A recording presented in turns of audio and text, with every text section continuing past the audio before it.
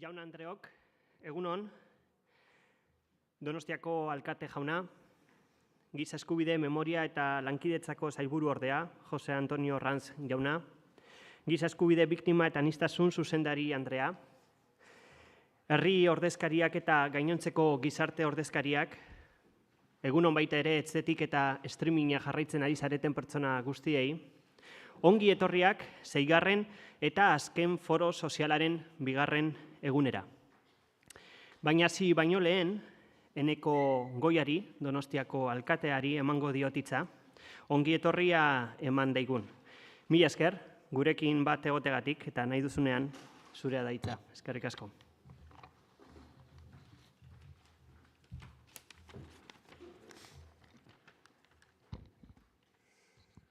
Egunon guztioi eta mila esker bake prozesua indartzeko foro sozialari gaurkoan 6.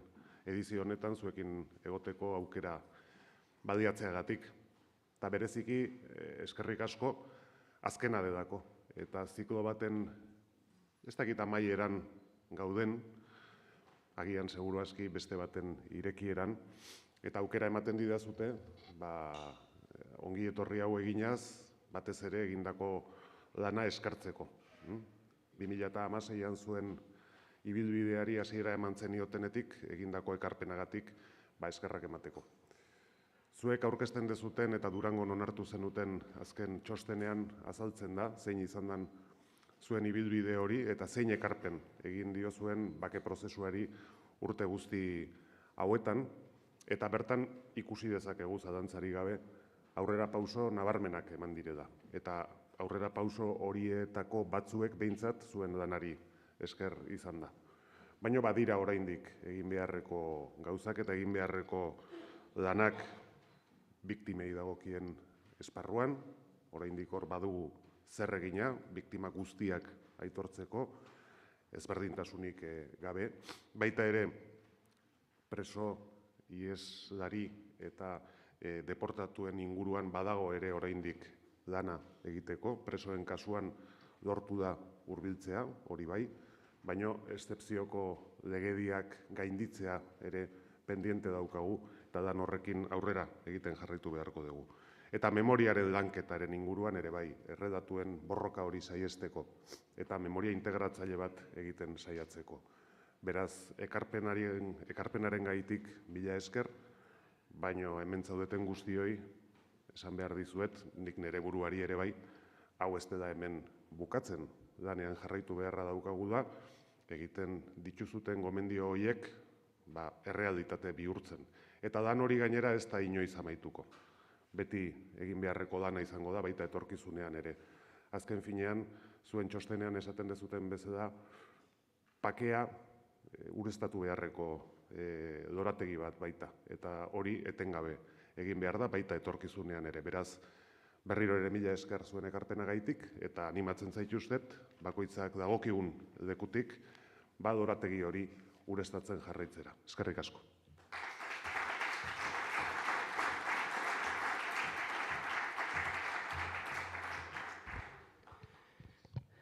Eskerrik asko, alkate jauna. Ayer celebrábamos en Iruña la... Atzo Iruñan egin genuen 6. foro sozial honen lehen zatia.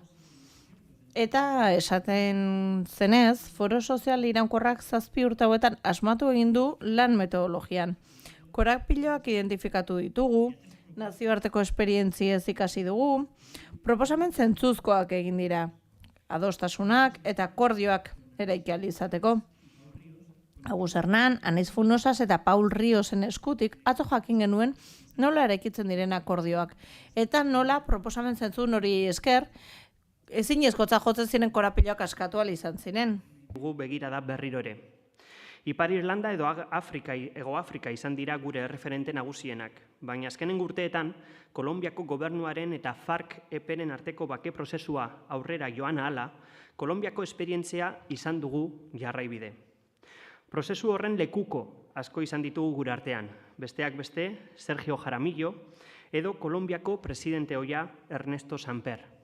Eta gaur gurekin dugu Gerson Iban Arias Ortiz, Kolonbiako egiaren batzordeko gizarte elkarrizketarako zuzendaria izan zena.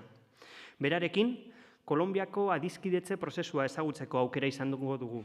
Cuando quieras, Gerson, te doy la palabra. Zurea da hitza nahi duzunean? Nosotros. Eskerrik asko gurekin egotagatik.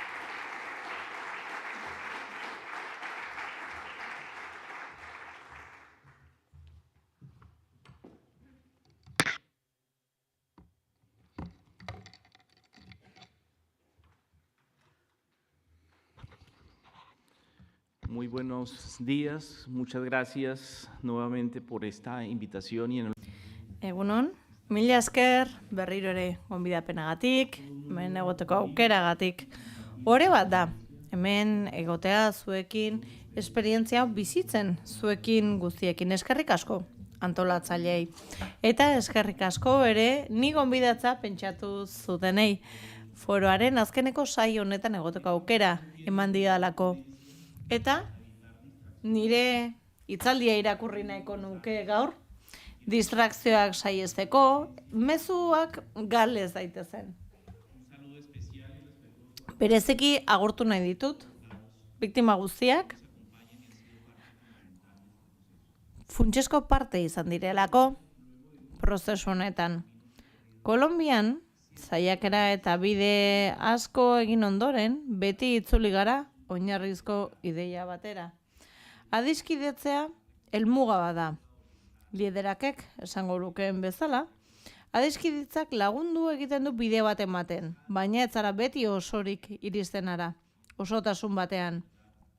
Gerra bizitako gizarte batean, non egia konfiantza izan baitira biktima handiak, adiskidetzeak ez dirudi askorentzat gogobetatzailea, baina ez da sentitzen ere, behintzat, hala denik gizartaren parte handi batentzat.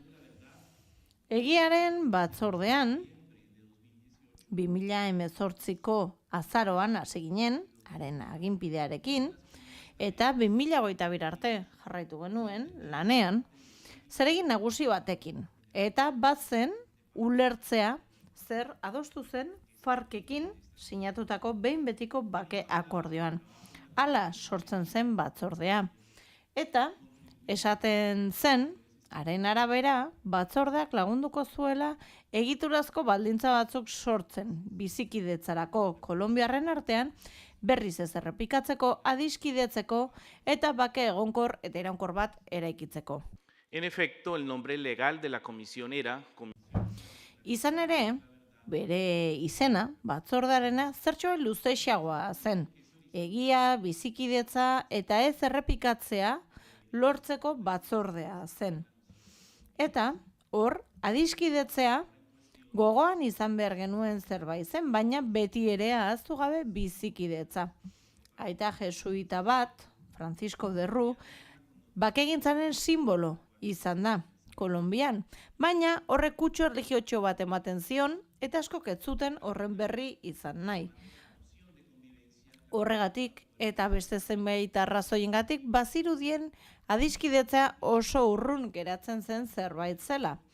Beraz, erabaki genuen bizikidetzaz gain konmozio positiboaz hitz egitea. Eta azpimarratu genuen bai gure lanean eta bai amaierako txostenean gure helburua zela konmozio positibo bat sortzea. Kolonbiako gizartea mobilizatzeko. Etorkizunean, iruditeria partekatu bat izan genezan, beti ere arreta adiskidetzean jarrita. Eta, hau aipatzen dut, uste dudalako gainera ere garrantzitsua dela gogoan izatea gutxienez 10 bake akordio sinatu izan direla gurean, hainbeste gerra urteren ondoren. 2016koa, adibidez, historikoa izan zen. 76.000 pertsona izan dira banaka edo modu kolektiboan atera direnak talde armatuetatik azken 22 urteetan. Biktima kopurua 9,5 milioi ingurukoa da. Eta iruditzen zait oraindik eztabaida bat dugula Kolonbian, hain zuzen ere adiskidetzarekin eta hori gauzatzarekin edo egikaritzarekin lotuta. Eta iruditzen zait, oraindik ere, egin dugun bide honetan, baditugula, ez? Gezurra dirudien arren, zuri edo beltzeko begiradak, xehetasunak, nabardurak aintzat hartzen ez dituztenak. Eta ez dutenak ulertzen, benetan zer den adiskidetze bat, behintzat jomuga gisa, ez? Sarrera txiki honen ondoren, gustatuko litzaidake hausnarketarako bide eman dezakaten elementu batzuk aipatzea. Gure esperientziatik ateratakoak dira, eta azken urte hauetan, gure herrialdean, azken urte hauetan, hori azpimarratu nahiko nuke, gertatutako mugarri batzuen inguruan sortu dira. Garai hartan, 2006an, lehen aipatu den bezala, sinatu genuen behin betiko bake akordioa. Eta bizitza zibilera berriz sartu ziren Farkeko gerriletako 14.000 pertsona. 4 urtez egon zen lanean, egiaren batzordea, prozesua, txostena egin zituen, eta egon ziren, ere 2021 batean, eta 2020 amaieratik gutxi gora bera, gertatu ziren estandazko jardunaldi hori, milaka gazte atera ziren kaleetara, eta eraldatu egin zuten gizartaren panorama politikoa. Baina, aldi benean ere, oso sakoneko zauri batzuk berriz ireki ziren gure gizartean, batez ere gizarte eta indar publiko arteko harreman horrekin lotuta. Eta hausnarketa batzuk aipatu nahiko nituzke. Batetik, Farkekin egindako behin betiko akordio horrekin, ezartzen etzela errepikatuko gatazka hori, ez? Eta pixka bat egonkortu egin zen bakegintza prozesua. 9.000 arma baino gehiago atera ziren gerratik, 14.000 borrokalari baino gehiago legezkortasunera igaro ziren, eta herrialdeko hainbat eskualdetan gizarte eraldaketarako neurri batzuk jarri ziren martxan, edo behintzat plangintza bat egin zen gutxieneko adostasun batzokin. Hor, gaur egun horren egikaritzan puntu kritiko batean gaude. 310 orrialde ditu behin betiko akordio horrek. Eta adiskidetzea zeharkakotasunez jorratzen den kontzeptu bat da. Eta, noski, ez da hain erraza bakea lortzea gobernuak eta gerrilla batek sinatutako testu batean oinarrituta, ez da? Eta ulertzen dugu beharrezkoa dela zeharkakotasunez jorratzea, bakea adiskidetzea, gizarte osoaren parte hartzea beharrezkoa delako. Ez dago bakerik soilik gobernuak eta gerrillak akordio bat egin dutelako. Beraz, adiskidetzea eta adiskidetzearen nozioa bera landu behar genuen, ez? Eta ulertzen da badela bake akordioaren amaierako helburu bat. Bada jomuga bat. Eta helburua da milioika kolonbiarren bizitzak eraldatzea. Gatazkaren ondorioa jasan baitituzte. Garrantzitsua da ere egotea bestea beste, politika gintzan jarduteko segurtasun printzipioa ezartzea eta bestea, gutxieneko segurtasun berme batzuk ezartzea, horiek ere jasota zeuden legez kanpoko laboreak ordezkatzeko programa nazional integralaren barruan. Gogoratu dezagun 400.000 hektarea, baino gehiago ditugula oraindik ere kokainara bideratuta. Eta hori pixkanaka eraldatu egin nahi da. Baita ere, aipatzen dira biktimak, biktimen aitortza, egiaren, erreparazioaren eta ez errepikapenaren batzordeko zeregin gisa. Eta badaude, erreparazio kolektiborako plangintza batzu proposatuta, konpromiso batekin, eta giza eskubideekiko, errespetorekiko konpromiso batekin. Beraz, esango genuke, adiskidetzea badela jomuga eta bide aldei berean. Eta bere garaian esaten zen etzela politikarik egingo armen bitartez, ez? Hori ezartzen zen, hori adosten zen, beraz hor bide eta helmuga bihurtzen da. Zintzotasun intelektuala ez jokatu behar duzu. Ere, eta akordioan badaude 3 elementu oso garrantzitsu. Ulertu behar dugu adiskidetzea ez dela soilik gerrilari hoien eta estatuaren artean. Bigarrenik ulertu behar dugu hau ez dela gauza berria. Eta hori batzordean jasotakoarekin egiaza daiteke. Aitortu egiten da ere ehunka erakundek milaka liderrek egindako lan asko bizia eman zutelako puntu horretara iritsi ahal izateko. Bigarrenik, egiaren eta adiskidetzaren batzordea. Ulertu zen, hainbat prozesu bete behar zirela oinarrizko bizikidetza puntu batera iritsi ahal izateko. Bizikidetza demokratiko bat izateko. Eta horretarako bazegoen oinarrizko betekizun bat, edo puntu bat. Eta bada, gerra jaso dela eta bizi izan dela gorputzetan, lurraldeetan, harremanetan, iruditerietan. Eta beti egon dela antagonista bat, betikoa etxai historikoa, eta horiek gainditu egin behar direla. Horrela, bizikidetzarako akordio handia deritzona, bultzatu zuen batzordeak.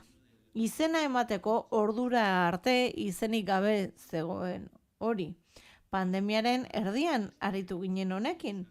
Eta bilatu genituen pertsonak, ordura arte historioz ezagunak zituzenak, eta heroiak izan ziren pertsona hori, beraien historia partekatu zituzenak, benetan eraldatu egin zuten, eta oso ausartak izan ziren. Eta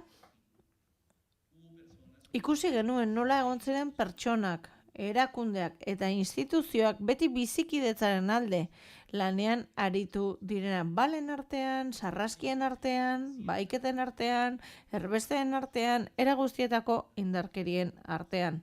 Garrantzitsua da, etorkizuneko belaunaldiek ere honen berri izatea.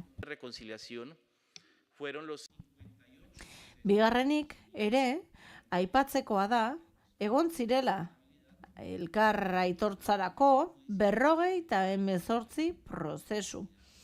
Horietako 40 gainera erantzunkizuna aitortzea ere bultzatu zen. Logika extrajudizial baten barruan. Guztira 1111 pertsona izan ziren parte hartzaileak. 723 biktima, 150 arduradun, eta guk lekuko moral gisa bataiatu genituen 218 pertsona. Eta, honi buruz soilik gogora ekarri nahiko nuke, Bik Katatunbon, ipar ekialdeko eskualdean, Santander iparraldean, Venezuelako mugan egon zirela. Eta, Mauricio Llorente, ezaguna, paramilitarismoa aztertzen, 20 urteko zigorra zuen, eta 2 urte falta zitzaizkion, baldintzapeko askatasuna izateko.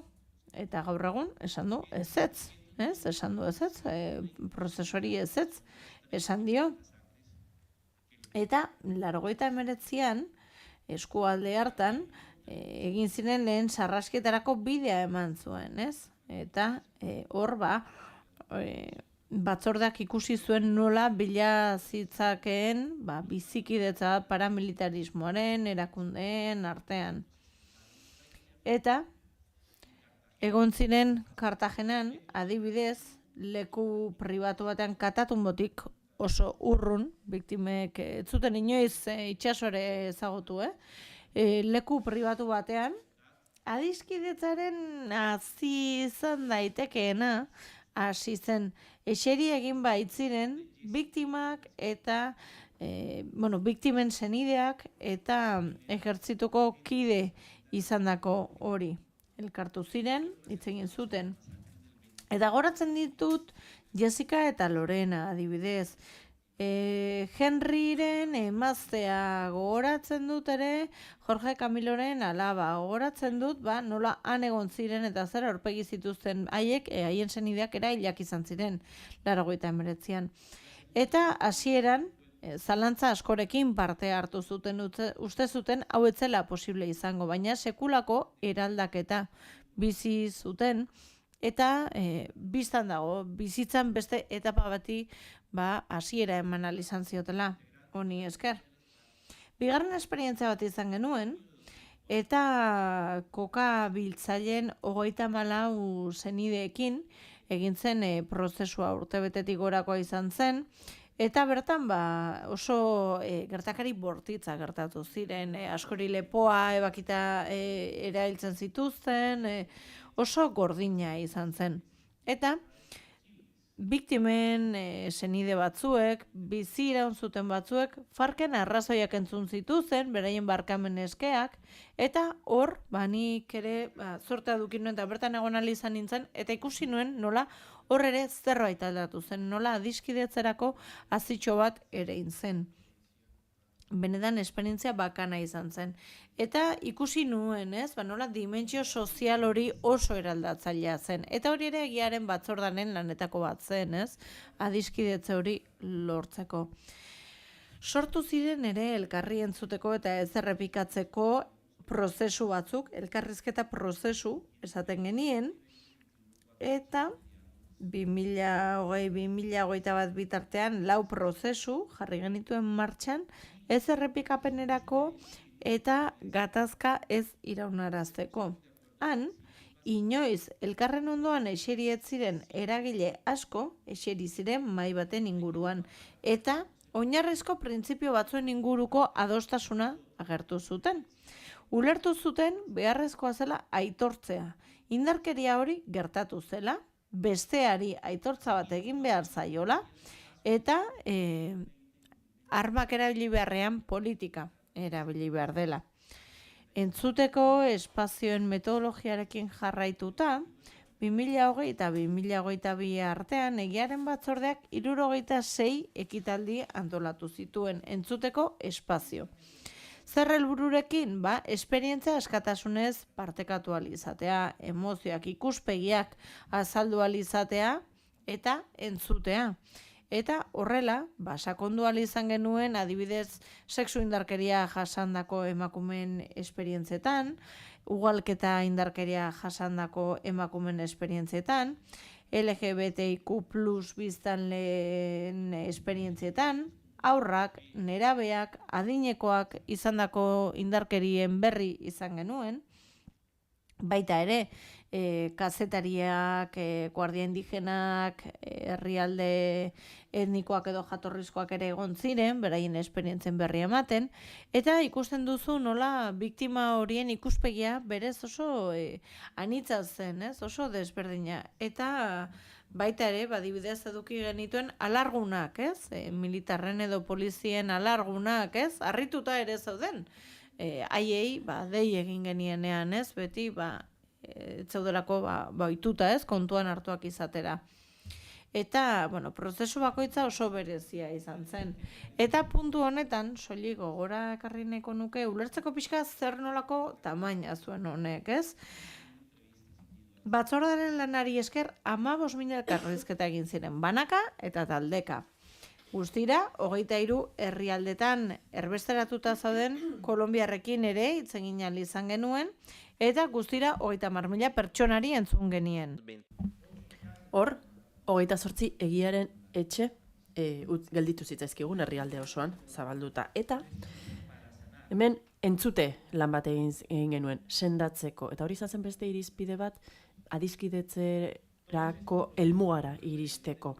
Eta prozesu horiek denak erreferente izan ziren, adiskidetze prozesuan. Ulertu genuen, hala ulertu genuen egiaren batzordean. Eta hau eztabaidatu egin genuen honen inguruan, eta pentsatu genuen hau eztabaida sozial bat zela. Eta hor entzuteko dispositibo handi jarri genuen martxan, justizia transizionalerako mekanismo bat, eta hor zer egin genuen negazionismoari eta gezur sorta zabal bati aurre egin nahi genion ekimen honen bitartez. Eta zentzu horretan ulertu genuen haren lan politikoak bi ardatz zituela. Kontakizun, ulerkor bat eraiki nahi genuen, eta aldi berean nahi genuen partekatzea ikuspegi bat. Hau da, iraganeko urraketen ondare hori zergatik ez den inoiz errepikatu behar. Eta bestalde, eztabaida publikoa jarri nahi genuen martxan, gizartean azken batean komozio positibo bat sorrarazteko eta bultzatzeko. Beste modu bateran esan da, beste testu bat aipatuz, bilatzen genuen pertsonen masa kritiko batek berraztertzea bere iragana eta bere etorkizunean pentsatzea. Besteen errebiktimizazioa normala dela pentsatzetik pasatzea giza eskubideen kontzientziara eta herritarren eta estatuen arteko beste harreman eredu batera. Eta horrela, egiaren batzorde bat hazi bat da, eta horri esker gerora hurbiltzen gara adiskidetzera. Gero, hor puntu batera iritsi ginen, eta egiaren batzordean ulertu genuen benetan elkarrizketarako eta entzuteko espazio askotan kontakizun bakarretatik urrutiratu egin behar genuena. Eta laguntza psikosozial eta akonpainamendu psikosozial handia eskaini behar genuela. Hirugarrenik, leherketa soziala eta adiskidetzea. Eta hor, batzordearen orrialdea atzean utziko dugu. 2020aren bukaeraldean, 2021 inguruan, mobilizazio sozial handi bat euskize genuen herrialdean, batez ere gazteek hartu zuten parte, eta hor, azken 40 urteotan, etzen horrelakorik gertatu. Zerk eragin zuen leherketa hura? Dukeren gobernuaren hainbat erabakik, batez ere, zergen alorrean, lan alorrean, pensioen eta osasun alorrean erabaki batzuk hartu ziren. Gobernuak ez zuen entzun, eta batzuetan indarra erabili zuten, inolako irizpideri gabe, Polizia Nazionalak indarra erabili zuen manifestazioetan. Gutxienez 46 lagun hil ziren, liskarretan 44 zibil eta 2 polizia.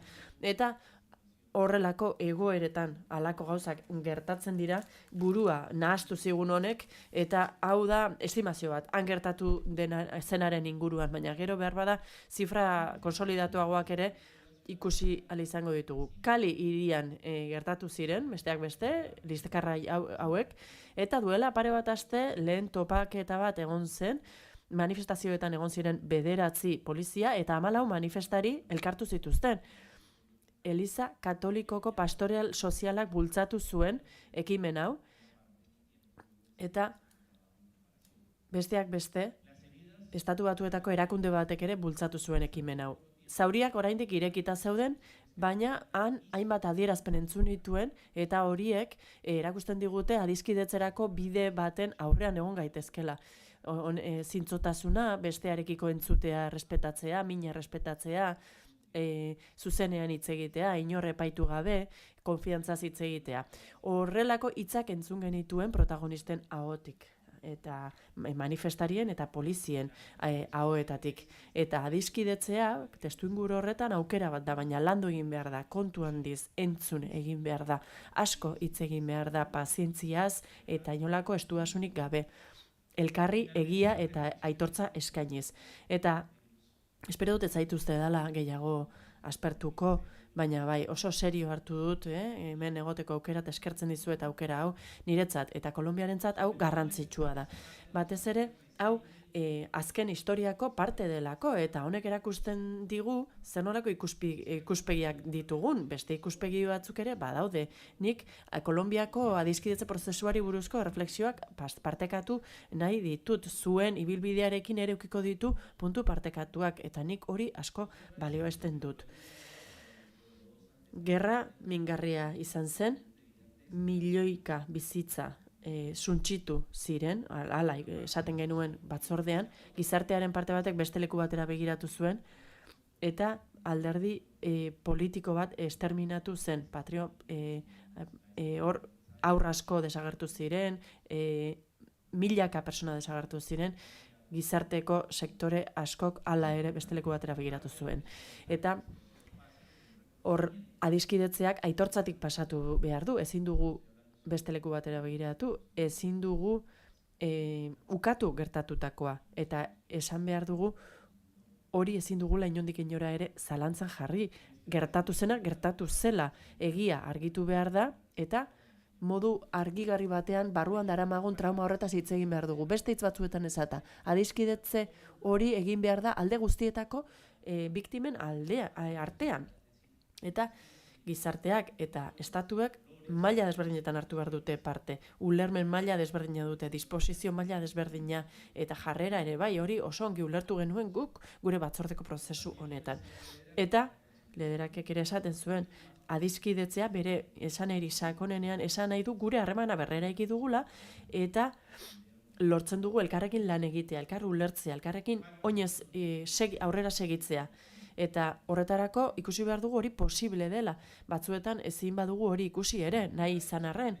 Bigarrenik, kasi dugu, ulertu dugu, adiskidetzerako bidearen hasieran bestea aitortu behar dugula. Arekin hitz egin behar dugu, arekin bizi behar dugu. Kolonbian elkarrizketa falta zaigu. Elkarrizketa. Ez ezkigu mintegiak falta zaigu, elkarrizketa. Abia puntu hori edukitzeko. Hor, prozesu logika bat behar da, disposizioa, prestakuntza eta solaskide ulerkorrak behar ditugu. Hori ikasi dugu eta oso gauza garrantzitsua da. Nik uste dut, zuek era aitortuko duzuela hori. Beste hitz batzuetan esan da, ulertu behar dugu zer nolako trauma psikosoziala izan den askoren bizitzetan. Hirugarrenik, zer ikasi dugu? Adiskidetzerako bidean hainbat baldintza dira beharrezkoak. Beharrezkoak dira, baina batzuetan hala ere ez dira nahikoa. Ezin da justifikatu violentzia, ezin da kombinatu politika eta armak, eta ezin dugu bestea humilatu. Eta hori entzun dugu, azken, aipatu dizuedan polizien eta manifestarien arteko elkarrizketa horretan, eta hor, manifestarietako batek esaten zuen, onartu behar dutela nor garen, zer pentsatzen dugun, edo ulermen zabalago bat izan behar dugula, ikusteko zer gertatu zen eta ulertzeko parekoai ere zer gertatu zitzaien eta hori aipatzen zen espazio horretan. Adiskidetze prozesuan beharrezkoa da lidergoak edukitzea ere. Hori oso garrantzitsua da, nik hori azpimarratu nahi dute ben bereziki gaur. Hau da, lidergo horiek saiatu behar dira dialogorako espazioak sortzen. Inklusioaren nozioan lan egin behar dute, beren sentimenduetan argiak izan behar dute. Eta hor eraldakuntzarako aukerak bilatu behar dituzte adiskidetzera hurbiltzeko. Bereziki, batzordean lanean aritu ginen, atzo ere hau entzun nuen Iruñan. Gure baldintza zen argi edukitzea oso zaila izango dela ados jartzea gauzak batzuk zergatik gertatu ziren. Eta erraxagoa dela konpromiso bat lortzea hori guztia errepikatu ez dadin deno konprometitzeko. Eta inolako estigmatizaziorik gabe, inolako persekuziorik gabe, bestek desberdin pentsatzen dutelako, eta hala, bizikidetzarako espazio bat lortzea. Politikoki ez naiz zuzena izango orain, hau esatean, baina adiskidetzerako beharrezkoak dira herritar gehiago biktimak baino. Ez dut esan nahi biktimen kategoria ezabatu behar dugunik. Esan nahi dudana da, Kolonbiako esperientziarako behintzat, biktimen nozioa behar bada, konotazio juridiko bat izan dezakela, eta horrek ez digula uzten aurrera egiten, ez digula uzten elkarrizketa edukitzen, eta ez digula giza eskubideen mundura gehiago hurbiltzen laguntzen. Eta, beraz, hor, etxipena etorri daiteke, inmobilizazioa etorri daiteke, gauzak eraldatu ezina etorri daiteke. Beste nolabait esan da, mugimendu sozialek eta mugimendu politikoek, mutur guztietakoek gauza jarrera zaharkitu eta zurrunak moldatu eta aldatu behar dituzte. Adiskidetzeari aukera bat emateko eta horrek bere lan agendan erdian egon behar du eta ez bigarren leku batean. Dimensio psikosoziala ezin dugu alde batera utzi, adiskidetzera hurbiltzeko, horretaz hitz egin dut, behin eta berriz, hitzaldi honetan, eta horrek esan nahi du, ezin dugula gauzak simplifikatu, ezin ditugu simplifikatu abiapuntu horretarako martxa jartzen diren espazio eta mekanismoak. Kolonbian ikusi dugu artea eta kultura lanabes oso potenteak direla horretarako, batez ere parte hartzea bera. Eta hor, emakumeek eta gaztek parte hartu dezaten ahalbidetzea. Ulertu dugu, adiskidetzerako enunziazio handiak daudela politika publikoen aldetik, baina ez direla nahikoa. Hartara, benetan aukera bat izan dezan adiskidetze horrek. Mikro eraldaketak behar dira. Eta behar bada, bide luzeena dira, baina bide iraunkorrena ere badira. Azken ideia horrekin lotuta, badirudi horiek badutela gaitasuna eskala hori handitzeko. Baina, adiskidetze nazionalaren karrila ez da mikro adiskidetzearen berdina. Mikrotransformazio horiek txikiak izan daitezke, baina eskalatzeko gaitasun handia dute. Eta hemen Oprim analista kolombiarrari jarraituz, ikusten dugu gehiegikeria gertatzen direla adiskidetzearen nozioaren inguruan, eta jarrera fundamentalistak ikusten dira. Adibidez, 2003-2006 urtean bitartean hainbat jarrera ikusi genuen era horretakoak, eta bakearen sabotaiak ikusi genituen. Eta beste begirada batzuetara igaro behar dugu, demokratikoagoak izango direnak, konektatuago gongo direnak, eta barkatzeko aukera ere sortuko dutenak. Amaitzera noa, gaur gure gizarteak Kolonbian erronka bat du. Herrialdean badugu lehen aldiz ezkerreko gobernu bat, eta hor adiskidetzerako prozesu horretan onartu behar dugu eszeptiko izateko aukera edo ados ez egoteko aukera.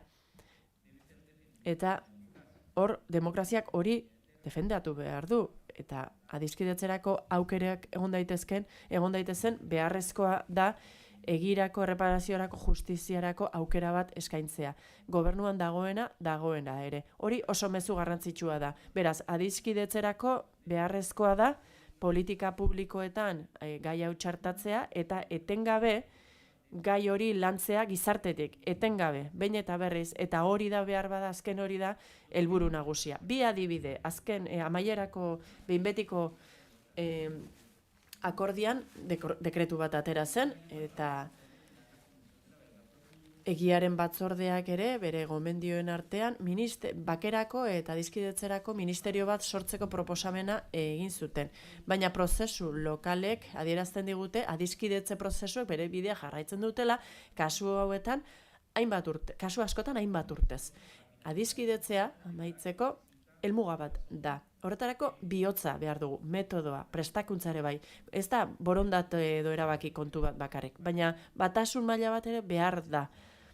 Ideia politikoak indarren edo armen bitartez bultzatu nahi dituztenak garaile atera ez daitezen. Eta hor, gaur egun, erronkaren parte bat da, beti izan duguna izuzen ere, da ikustea nola bultzatu adiskidetzearen agenda bat ikusten dugunean lurraldearen parte batean eta gure imaginarioan indarkeria oraindik ere martxan dagoenean. Gaur egun 8.000 lagun inguru daude armatuak gure lurraldeetan. Galdera batzu ditut amaitzeko. Adiskidetzea prozesu akumulatibo bat da? Mugarri jakin batzuen mende dago? Zerk bermatzen du bere iraunkortasuna? Benetan baliagarria alda politika publiko bilakatzea? Oraindik ere eraikitzen jarraitzen dugu, galderetarako erantzun bila jarraitzen dugu, baina ni gaur sinetsita nago, zuek badituzu hemen erantzunak, eta beraz, nire admirazio eta nire oniritzia duzue, zuen bidea Kolonbiararako eredu bat izan da, ez dugu sekula ahaztuko eta eskerrik asko.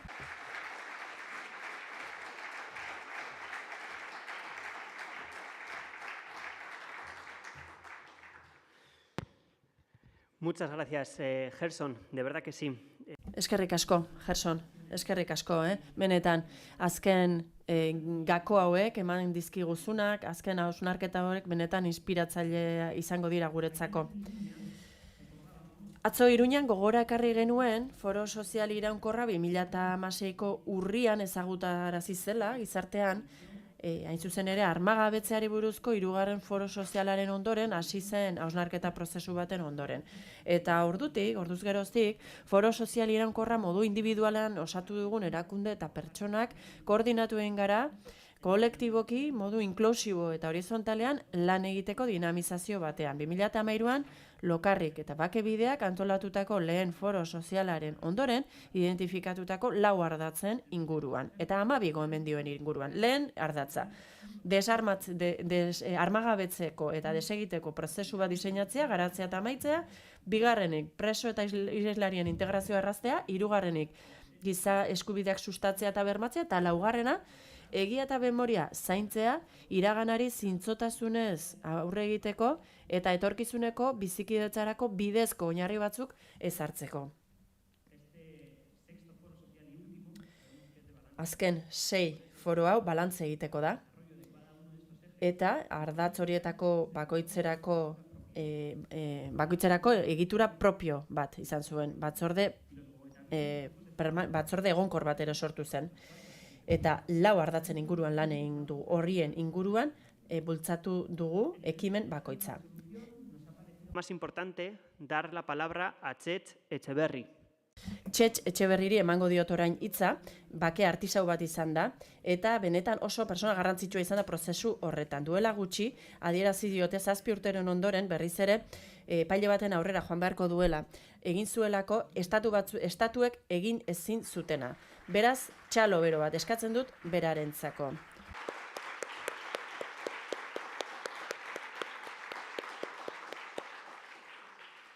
Y junto a su testimonio, y para poder conocer... Eta haren testigantzarekin batera, eta xehetasun handiagoz ezagutu ahal izateko, hurrengo mahai ingurura gonbidatu nahi nituzke gainerako protagonistak. Aizpea Leizaola, Aitzolasla, Mariluz Esteban eta Txemi Perez. Eta mahai hau aurkeztu eta moderatuko du Tasio Arrizabalagak. Aurrera, nahi duzuenean, etorri.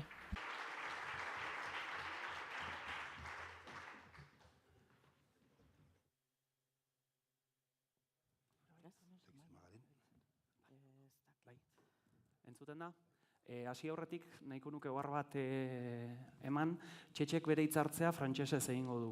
Orduan ez dakit denok itzulpenerako kaskoak eta baditu zuen, beharra izatekotan kanpoan hartzeko aukera badago, bai. Bueno, denok gaude, hasteko eskerrak eman nahi dizkizuet denoi, hemen gaur parte hartzeagatik. Bueno, mahai inguru honetan foro sozialaren lanaz jardungo gera, hurrengo minutuetan, bai. Euskal Herriko bakea eraikitzeko prozesuaren baitan bere biziko ekarpena egin du azken 10 urteotan, 7 urteotan foro sozial iraunkorrak, jendarte zibiletik. Egindako lanarekin frogatu du zenbaterainoen beharrezkoa bakearen eraikuntza prozesu batean, jendarte zabalaren, gizarte zibilaren eta eragile sozialen implikazioa, prozesua sendotzeko, indartzeko eta batez ere jendarteak prozesua bere egiteko, ez. Horren jabetza, ardura kolektiboa dela ulertzeko, ezta. Foro sozial iraunkorra 2016 urtean sortu zen ekainean, eta orduaz geroztik 18 eragile sozial ezberdinek hartu dute parte foroaren dinamikan modu batera edo bestera. Eta baita hainbat norbanakok ere. Foroaren baitan gai bakoitzaz edo arduratu den lantalde bat, lantalde ezberdinak izan dira, martxan 2016 urtetik sortu zen momentu horretatik, ez da? Lantalde horiek gogoeta bide izan hartu dute, eta, denboran asko aldatu da, bakoitzaren zeregina, ekinbidea, jarduna, unean uneko beharrei erantzuteko, ez da? Lantalde horiek, armagabetzearen inguruko lantaldea izan zen, beste bat preso ieslari eta deportatuen gai horietaz arduratu zen lantaldea, memoria eta biktimen eskubidea arduratu zen lantaldea ere bai, lantalde feminista ere bai, foroaren baitan, eta gero Nafarroan ere lantalde propio bat izan zen. Gaurkoan hortaz, jardungo dugu pixka bat, edo hemen dauzkagun ordezkariek, lantalde horietariko bakoitzaren ordezkariek, kontatuko digute apur bat zein izan den, bertatikan egin den lana, ze balantze egiten dute, zein den balorazioa, ez da, eta pixka bat nola ikusten duten egoera, ez da. Hortaz, parte hartzaile hauek aurkeztuko dizkizuet. Hasteko, han beste aldean Aizpea Leizaola dago, bere antropologian doktorea da, bere doktorego tesian muga politikoen eragina Euskal Herrian izan zuen aztergai, identitate eta lurraldetasunaren ikuspuntutik, eta gerra zibileko exhumazioak ere landu izan ditu bere jardunean, bai. Gaur egun Euskal Herriko Unibertsitatean antropologiako irakaslea da, eta foro sozial iraunkorraren baitan biktimen eskubideen lantaldeko kidea izan da, bai. Eta gaurkoan pixka bat, lantalde horretan egindako lanaz eta esperientziaz jardungo zaigu, bai. Jarraian, Aitzolasla dago, bera abokatua da, zuzenbide penalean aditua, eta zuzenbide prozesal zibileko irakaslea Deustuko Unibertsitatean. Foro sozial iraunkorraren baitan, preso eta ieslarien gaien lanketan jardun du, bereziki behatokia ekimenaren baitan, eta gaurkoan egindako lan horren berri emango digu, eta xehetasunak azalduko dizkigu. Ondoan, Txetx Etxeberri dago, bera Ipar Euskal Herriko gizarte ekintzaile, abertzale, ekologista eta bakezalea da, ELA sindikatuko kidea, ere bai, eta gaur egun bere militantzia ALDA mugimenduan dago, bai? Bertan eskaintzen du bere lana. Hainbat mugimendu eta eragile sozialen sorreran parte hartu izan du, baina besteak beste Euskal Herriko Laborantza Ganbararen sorreran parte hartu zuen. Eta 2000-enekok gogorarazi dugun bezala, 2016ko abenduaren 16an poliziak atxilotu zuen Luson, gizarte zibileko beste hainbat ekintzailearekin batera, etaren armagabetzea gizarte zibilaren esku hartzearekin posible egiteko prestaketa lanetan ari zirela. Ipar Euskal Herriko hautetsi eta herritarren mobilizazio zabal baten ostean aske utzi zuten, eta horren ostean bakegileen mugimenduaren erreferente garrantzitsu bilakatu zen, bai? Eta egitasmo horri esker izan zen posible besteak beste etaren armagabetze zibila eta desegita, bai? Bertan, pixka bat prozesu horietan bildutako irakaspenez jardungo zaigu gaurkoan, bai? Ondoan Txemi Perez dago.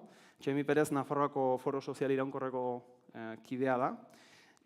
Nafarroako, Herri Elizarredes Cristianas de Navarra ekimenaren bidez hartu du berak parte, edo izenean hartu du parte Nafarroako Foro Sozialean, eta berak Nafarroan urtebetez baino gehiago garatu den memoriaren elkarrezketa prozesuaren lekuko eta kolaboratzaile izan da, bai?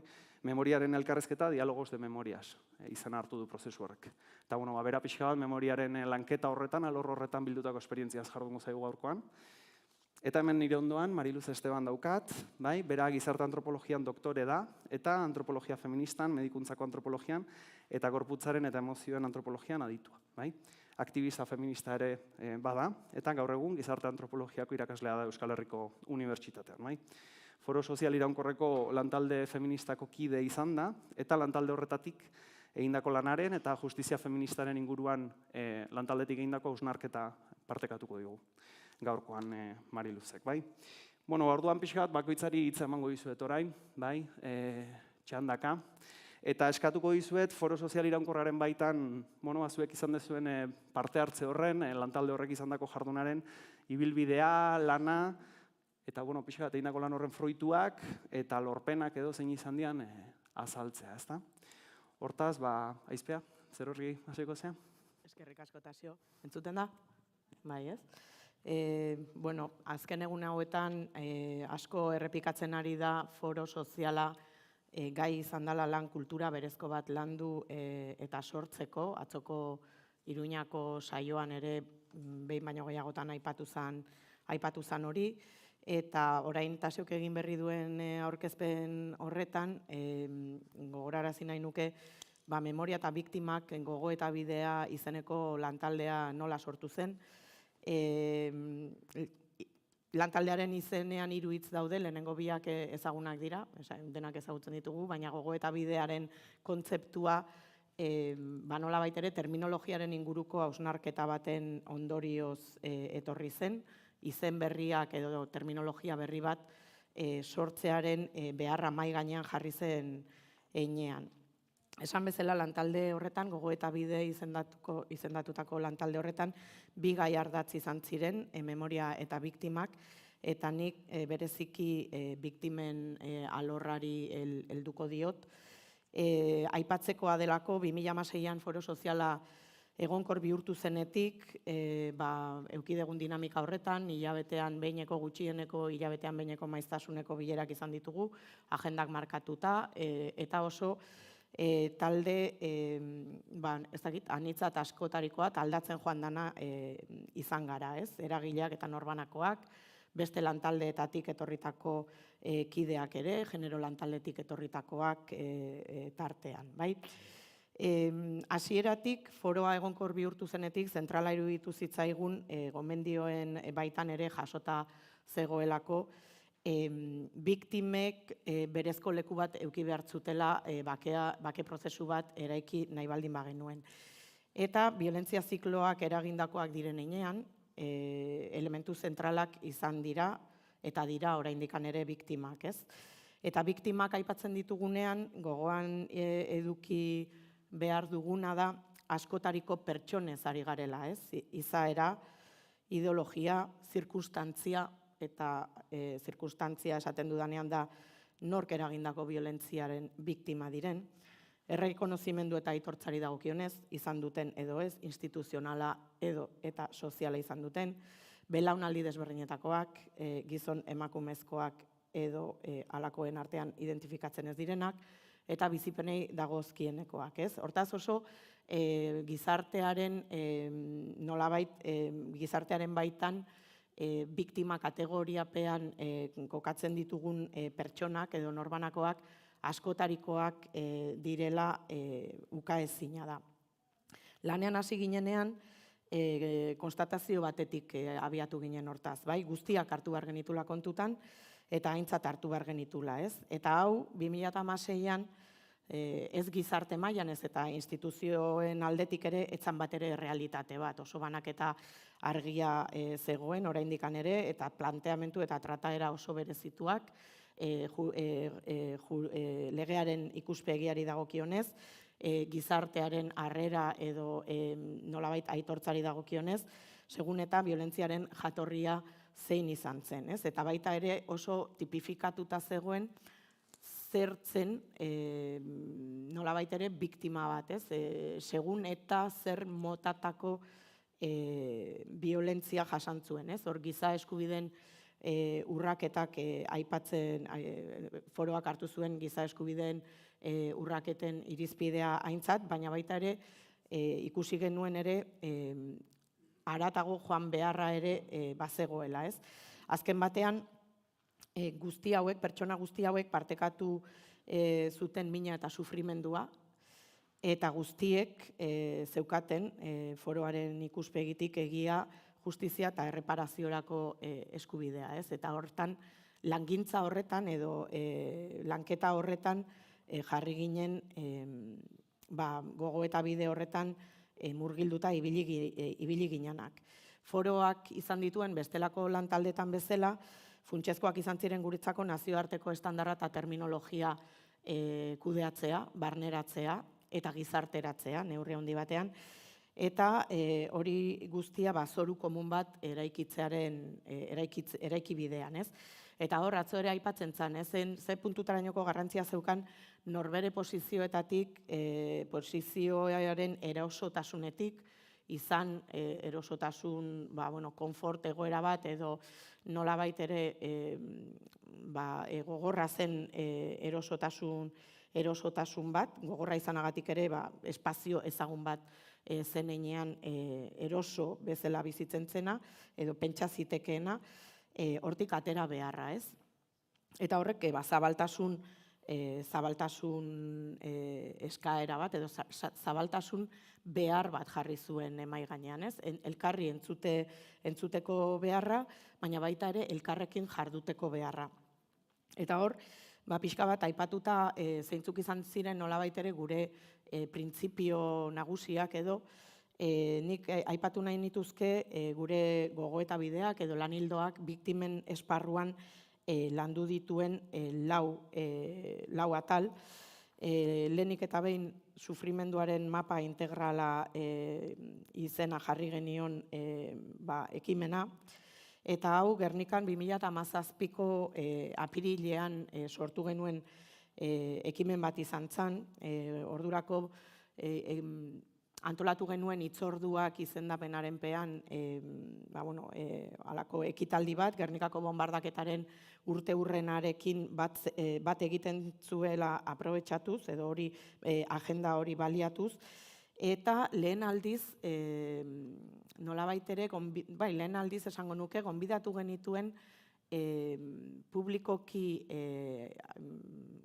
agertzera, ordura arte foro lokalak bezala ezagutzen ziren hainbat ekimen, beraien esperientzia partekatzera. Orain, atzera begiratuta, ematen dugu gauza erresa bezala, egin beharreko zerbaitz gure ustetan, alde batetik kokatzen gintuelako ere bai lehenagotik egin ziren beste ekimen batzuen segidan, instituzioek, maila desberdinetako erakundeek antolatu zituzten ekimenen segidan, izan Glenkri edo orain aipatzen ari naizen foro lokal hauek, eta horietan parte hartzen zutelako nolabait ere herritar edo parte hartzeko aukera zeukatelako eta parte hartzen zutelako herritar kakotxartean arruntak deitzen direnak, ez? Gizarte zibilaren adierazlerik nolabait nabarmenenak. Eta hortaz, ekarri genitun Gernikara lau eragile, jarduera horretan zebiltzanak, eta baita foro beraiek kudeatzen zituzten, edo gidatzen zituzten, kudeatu baino gehiago, gidatzen zituzten foro haietan parte hartzen zuten pertsonak, ez? Lehen aldiz, egon ziren eragile horiek elkarrekin esperientzia hori partekatzen, eta oso une interesgarria izan zen, ze nolabait ere konfort egoera beraiek beraien espazio propioa sortua baldin bazuten ere, kapaz izan ziren ere berriro ere beste konfort espazio bat sortu eta partekatzekoan bilduta ginenekin, ez? Eta ere oso momentu importantea izan zen diskrezio, jardun diskreto batean aritzen ziren hoiek, oraindik ere hainbat gauza diskrezioan eta partekatu gabe hartzen zutelako ere dimensio publiko bat. Horren ondotik antolatu genuen kartografiaren sufrimenduaren kartografia integrala deitzen dana. Eta hori antolatzeko metodologia parte hartzaile bat landu genuen, nahiko izaera esperimentala zeukana egia esateko, diseinu kolektibo baten emaitza izan zena, ordu asko pasatu genitun gogoeta bideko kideak perfilatzen, erabakitzen, nola egingo dugu, zer da, nola saiatu korapiloak askatzen, jendea eroso sentitu dadin, empatia ariketa handi bat izan zen.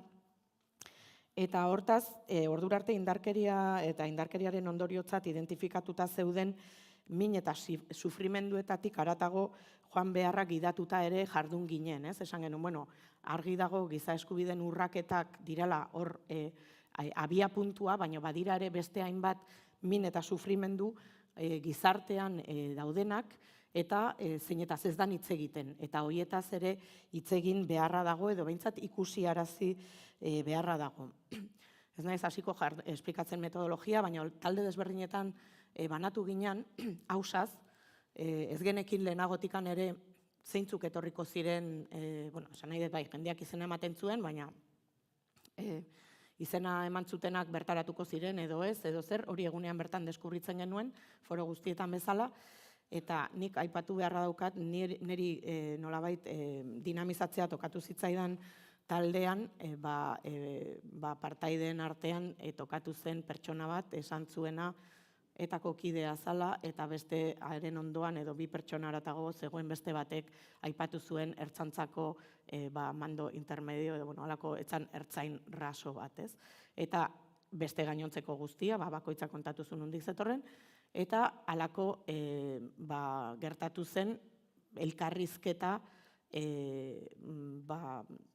sano bat, elkar entzute ariketa bat izan zen enean.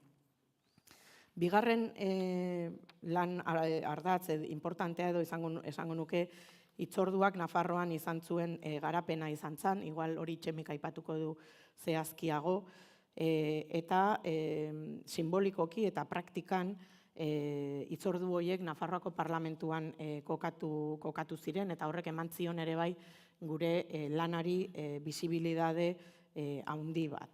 Bai, hirugarrena, ez dakitelako ja denboraz nola nabilen, entzunaz bizikidetza eraiki ekimena aipatu nahi nuke, guztira 23 topaketa antolatu ditugu, 67 biktimak parte hartu dute bertan, izaera biolentzia desberdinek eragindako biktimak izan dira kasu guztietan, batzuk lehenagotik hitz egin zutenak plaza publikoan, beste batzuentzat lehen aldia zen, eta benetan izan dira esperientzia errepika ezinak, mugarriak, foroko kide naizen aldetik ez gera nekatzen edo eskerrak ematen, jende horrek pertsona horietako bakoitzak 77, pertsona horietako bakoitzak egiten duen ariketa horrek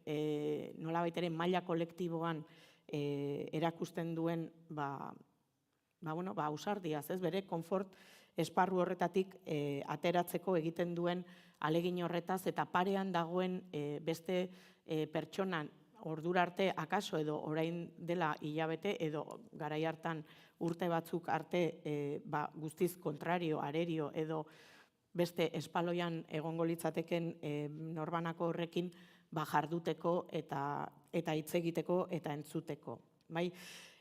Horiek nagusiki Euskal Herrian gauzatu dira, baina baita ere Euskal Herritik kanpo, Madrilen eta Bartzelonan, eta horrek ere ematen du ere foroak zazpi iraunkorra egintzenetik, zazpi urte hauetan eta lehenagotik ere lortu duen proiekzioa eta lekua. Ez bakarrik Euskal Herrian, Euskal Herriko gizartean, baina baita ere estatu mailan eta Gersonek aipatu bezala ere nazioartean.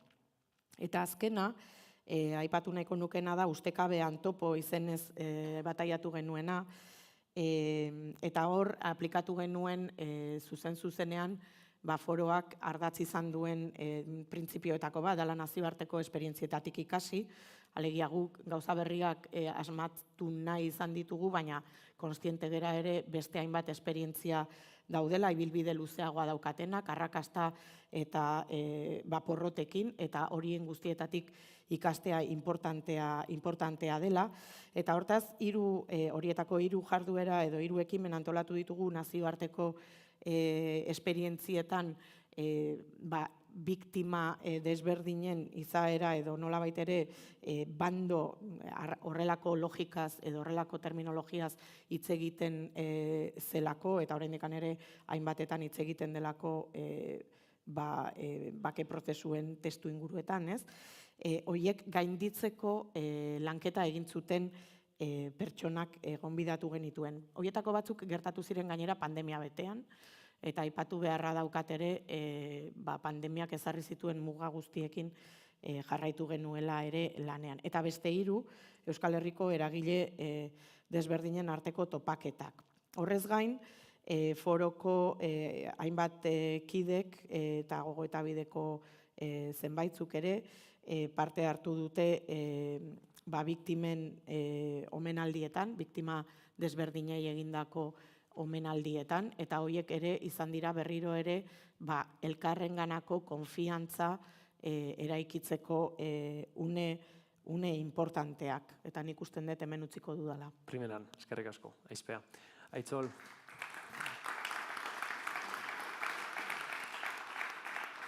Aitzol, zurea da hitza orain, zu preso ieslari eta deportatuen gogoeta bidearen baitan, haitu zelanean, ez da bereziki behatokiaren esperientzian baitan, eta konta iguzu pixka bat nolako izan den esperientzia hori, eta ze ikaspen atera ditu zuen guzti hortatik.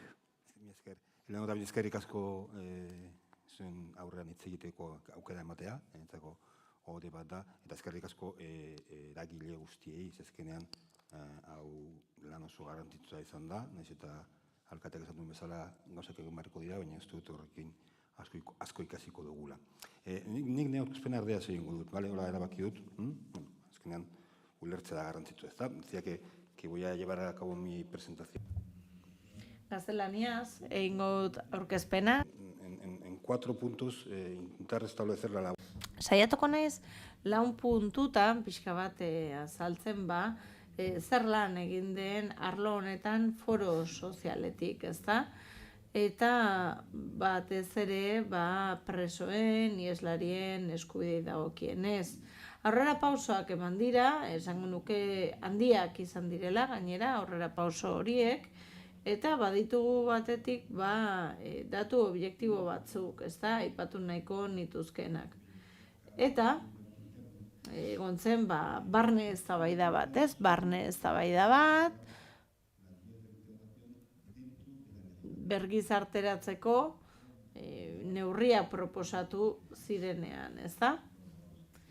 Espetxe politikaren barruan eta legeria arruntaren barruan. Gu beti aldarrikapen hori egiten dugu, ez? Egin zen adierazpen publiko bat, 482 preso zeudenean, EPPK erabaki zuen eztabaida horretan sakontzea, eta pixkanaka lehenengo urratsak eman ziren. 2017an izan zen hori, eta orduan 314 pertsona genituen preso.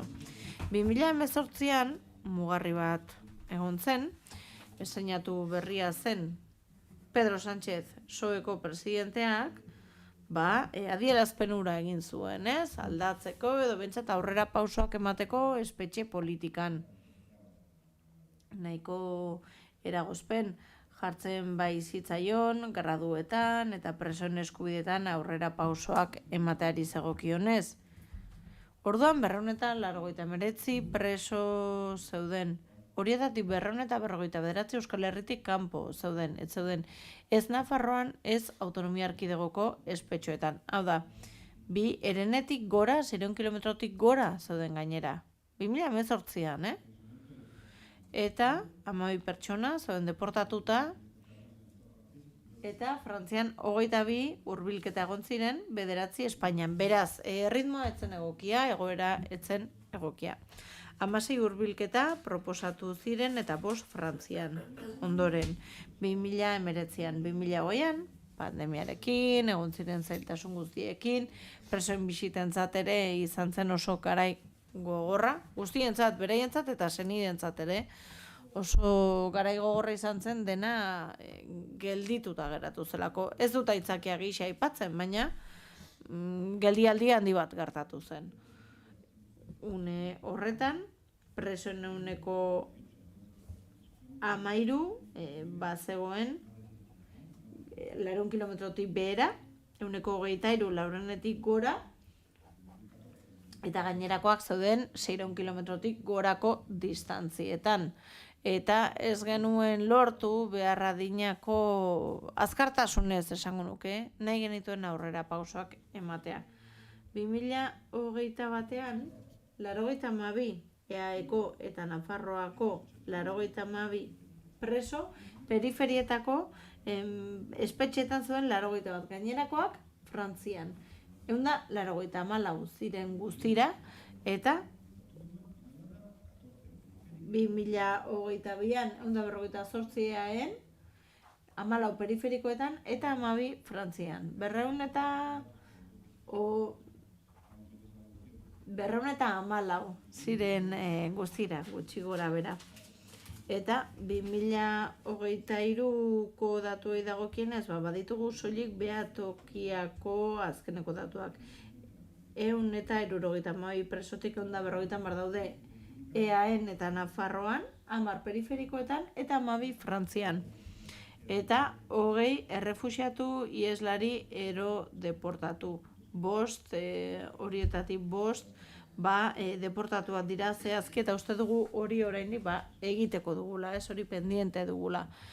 Hurbilketa ongi dago, baina ezin dugu ahaztu ere, legeria arruntan guztiz ahaztuta dagoela gizarteratzerako hainbat arlo oraindik bete gabe daudela, eta azkenik hasi da, urratsak gertatzen hasi dira.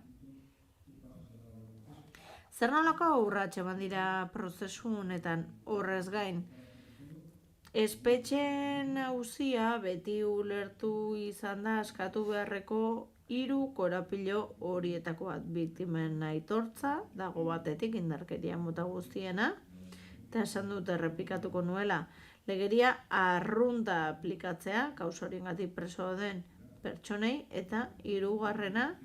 memoria inklusiboa lantzea, ez errepikatzea bermatu ahal izateko, ez? Lehen Kolonbiako esperientziaren berri eman digutenean esan duten bezala.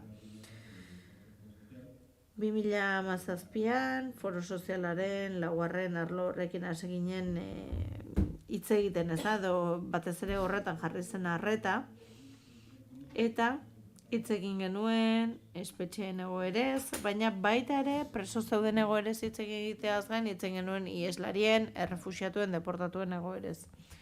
Eta noski beti ere arrazoi politikoak zirela eta errefuxiatuak ziren hori ez. Eta gizarte zibiletik ekarpen bat egin nahi zitzaion finkatuta zegoen bide horrira. Eta niri galdetzen diatenean beti esaten dut legedia arruntaz ari garela. Horren aplikazioa eskatzen ari gara, bestela salbuespen arau horiek oraindik aplikatu egiten direlako eta oraindik hor daudelako. Beraz, guk eskatzen duguna da arrunta aplikatzea eta salbuespenezko hori ez aplikatzea. Ez lekuz kanpo dago guztiz, ez? Legelarie beti esaten dugu, legeek islatzen dutela momentuko errealitate soziala, ez? Eta hori, tira ikusten dugu, parte batean soilik betetzen dela. Bestetik, zegoen ere eskumenen transferentzien kontua, ez? Badakigu duela 2 urte, eskualdatu zela, eskumena, eta ulertu zen aurrera pauso bat zela, eta denboraren poderioz, espero dugu, ala dela egiaztatzea, ez da. Oso lan diskretua eginda, etengabekoa, akordiotxoak, mikroakordiotxoak lortu alizateko, gai jakin batzuen inguruan, besteak beste, gaixo dauden presoi dagokienez, eta indar sozialekin ere akordioak lortu izan dira urrunketari amaiera eman ahal izateko. Uste dut hor funtseskoa izan dela eragile guztien parte hartza, instituzioetakoenak, gizarte zibiletakoenak, gainera hala manifestatu da, ez? Hala adierazi da hainbat foroetan, legebiltzarrean, parlamentuetan, bultzatu egin ziren ere sindikatuen, erakundeen, instituzioen, eragile sozialen arteko harremanak, beti bilatuz adostasun puntu horiek, ez? Hori egin dugu beti foro sozialetik aldentzen gaituenean arreta jarri beharrean adostasun puntu horiek azpimarratzean. Gehiengo sozial bat egonda gainera oso argi eta garbi, ez? Eta noski prozesuan zailtasunak egon dira, krisiak egon dira, baina iruditzen zait dinamika horri esker iritsi garela gauden egoerara eta lortu ahal izan direla adibidez ongi etorriekin lotutako akordioak, ez da? Aurrera pauso txikiak, baliagarriak izan direnak korapilo hori, agian ez guztiz askatzeko, baina bai lasaitzeko, ez? Eta askatzen hasteko. Eta noski, azpimarratu beharra dago ere presoen beraien zeregina dinamika honetan nahi dira, ez? Protagonista nagusia biktimak ere, baina noski espetxe politikaz ari bagara, presoak dira, ez? Haiek dira ere urratsak eman behar dituztenak. Nik aukera izan dut presoekin harremanetan egoteko, eta benetan oso interesgarria izan da, ez? Ikustea zer prestazun zuten. Egin dira eta egon dira noski, oztopo judizialak, ez? Egin diren aurrera pausetarako. Heldu diogu ere isolamenduan zeuden pertsonen gaiari, gogoratzen dut Akordoako espetxean egon nintzela, eta egon nintzela zuzendariarekin hitz egiten, ez? Eta benetan penagarria zen ikustea zer baldintzatan zituzten isolamenduan zeuden pertsonak, ez? Pixkanaka, leku aldaketekin, hurbilketekin, progresioak gertatzen dira, 2. gradutik, baimenak, gero 3. dago, ez? Ez nahi sartuko xetasun teknikoetan, baina tira, gradu aldaketa gertatu ziren, eta baimen gehiago, eta bar. Tratamendu batzar batzuetan eragotzi dituzte aurrera pausoak, ez? Eta gero noski badaukagu ere, gero sartuko gara horretan, baina auzitegi nazionala ere, ez da? Eta esaten zen, ez? Hasieratik esan izan dugu, lobby bat dagoela, oso ideologizatuta, biktima batzuk, eta bertan badaudela, eta hasieratik aldaketa horren kontra agertu direnak, ez? Ikusten ari zelako gainera aldaketa hori gertatzen ari zela, ez? eta saiatu ziren nolabait protagonismo pixka bat gehiago lortzen, eta tira orainik ere saiatzen dira, ez? Badutelako eragina ere orainik. 2021 batean eskumen transferentzia hori gertatu zenean, EAEk jaso zituenean, hor hasi ziren ere 3. graduak ematen, justizia sailak duelako orain eskumena, eta beraz hasten da 3. graduak onartzen, beti, hori aipatu behar da, tratamendu batzarren txostenen ondoren Zabaiako eta Basauriko eta Martuteneko batzarren txostenekin.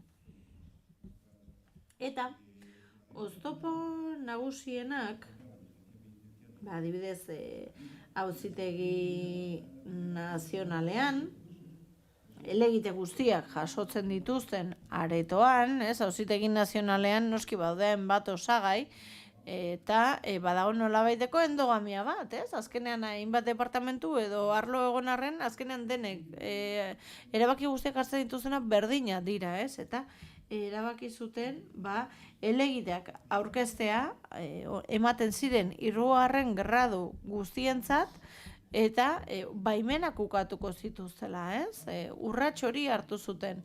Eta aplikatzen zuten gainera irizpide berbera 3. gradu horientzat eta baimenentzat, Gero ikusiko dugu zer irtenbide posiblea dauden horrelako oztopoen aurrean, baina oraindik egon badaude horrelakoak.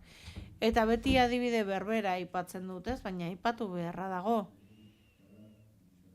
Nola da posible oraindik baimen bati uko egitea delitu hori berriz egiteko arriskoa dagonean, eta aspaldi danik desagertu denean, Iruditzen zait hor oraindik gauza daudela egiteko, hor fiskaltzak du gakoa,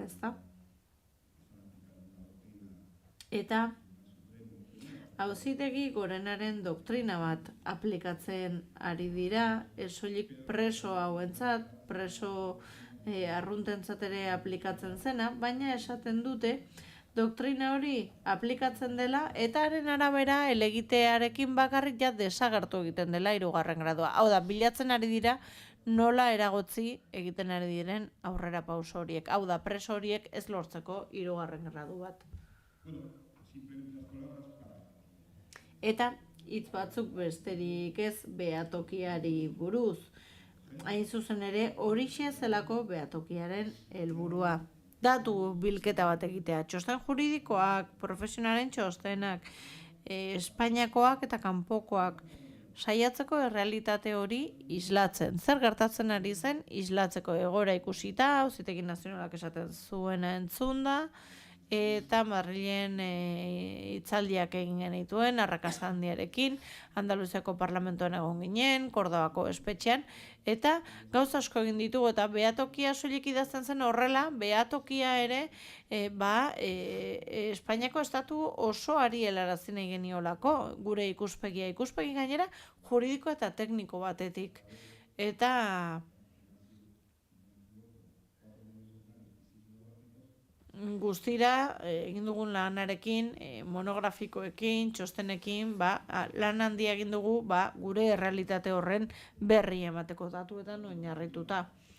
Eta laugarrenik badaukagu balantze bat. Balantze bat, honek ekarri duenari buruz. Esango nuke balantzea positiboa izan dela, uka ezina da.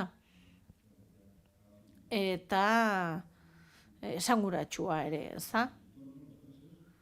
presoak beraien ingurunean daude, eta lehen esan dudan bezala hori beharrezkoa da, derrigorrezkoa da, gizarteratzeko hori legeek ezartzen dute, auzitegiak ezartzen dute, bizikidetza bat egon dadin, eta gizarteratzeko beraien ingurunean egon behar dira. Horrez gain, noski, senideek zama jasan ezin hori kendu dute gainetik, eta presoek bideak jarraitzen dituzte, ezarritakoak, zailtasunak zailtasun jarraitzen dituzte. Fiskaltzak, Auzitegi Nazionalak jartzen dituzten oztopoak gaindituz, ari dira beraien bide horiekin jarraitzen, Eta ez dagoen arazorik, Ez dagoen berririk esan ez hau ez da bete, jarraitzen ari dira, jarraitu beharrekoa. Zer da gertatzen dena? salbuespen politika hori guztiz desaktibatzea, ez? Hori da falta zaiguna.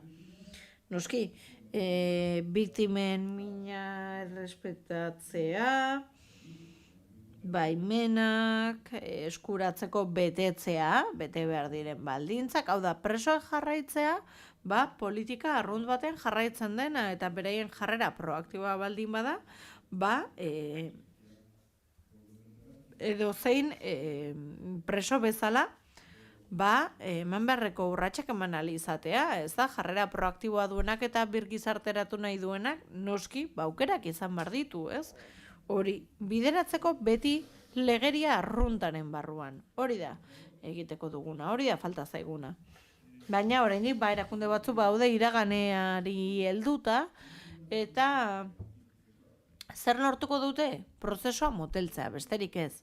Ez dut uste, ez denik hau guztia egikarituko iruditzen zait, momenturen batean onartu beharko dutela, aitortu beharko dutela, eta hor fiskaltzaren jarrera funtsezkoa da, fiskaltza benetan onartzea hori horrek asko lagunduko luke irizpide aldaketa azkarragoa izaten. Elkarrizketa, adostasuna, funtsezkoa dira, excepzionaltasun edo salbuespen egoera hori guztiak desaktibatzeko. Eta ezin dugu ahaztu, zerbait geratu dela zintzilik, nolabait esatarren.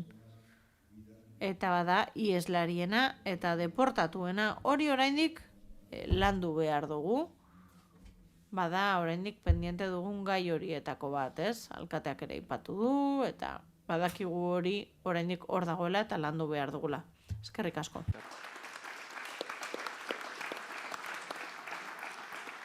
Mil esker, Aitzol, Txetx, zurea da hitza, orain, konta iguzu, nolako izan den zure esperientzia?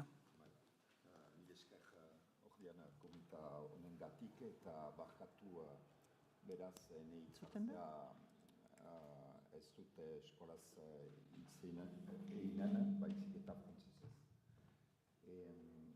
Donc, nous allons donc, comme Tassio l'a dit, être jugés. Ah bah. Ez da entzute.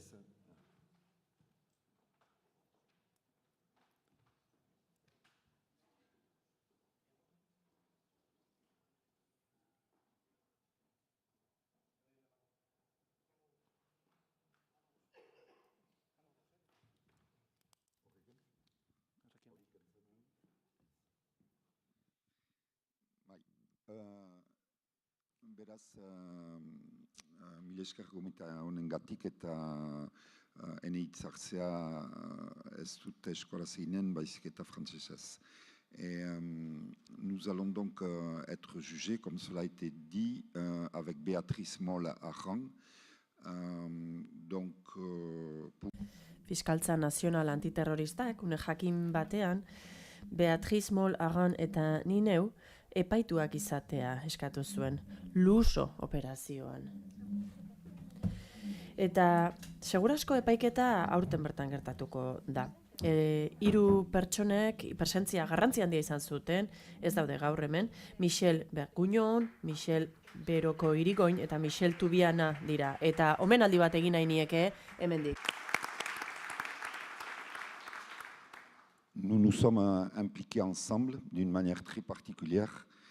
Hasieratik, nahiko modu berezian implikatu ginen, eta esan dudan bezala, kontziente izanik, hasiera batetik jakitun izanik implikatu ginen, bagenekien atxilotu egingo gintuztela eta egun batean epaitu egingo gintuztela egiten genuen horregatik. Tira, analisi hori egin arren, bagenekien une hartan egiten ari ginela zilegizkoa zela, eta ez hori bakarrik, bagenekien gizartearen gehiengoak babestu eta sostengatu egingo zuela gure ekintzaura. Iparraldearen gizarteak babestuko gintuela, eta politikarien babesa ere edukiko genuela.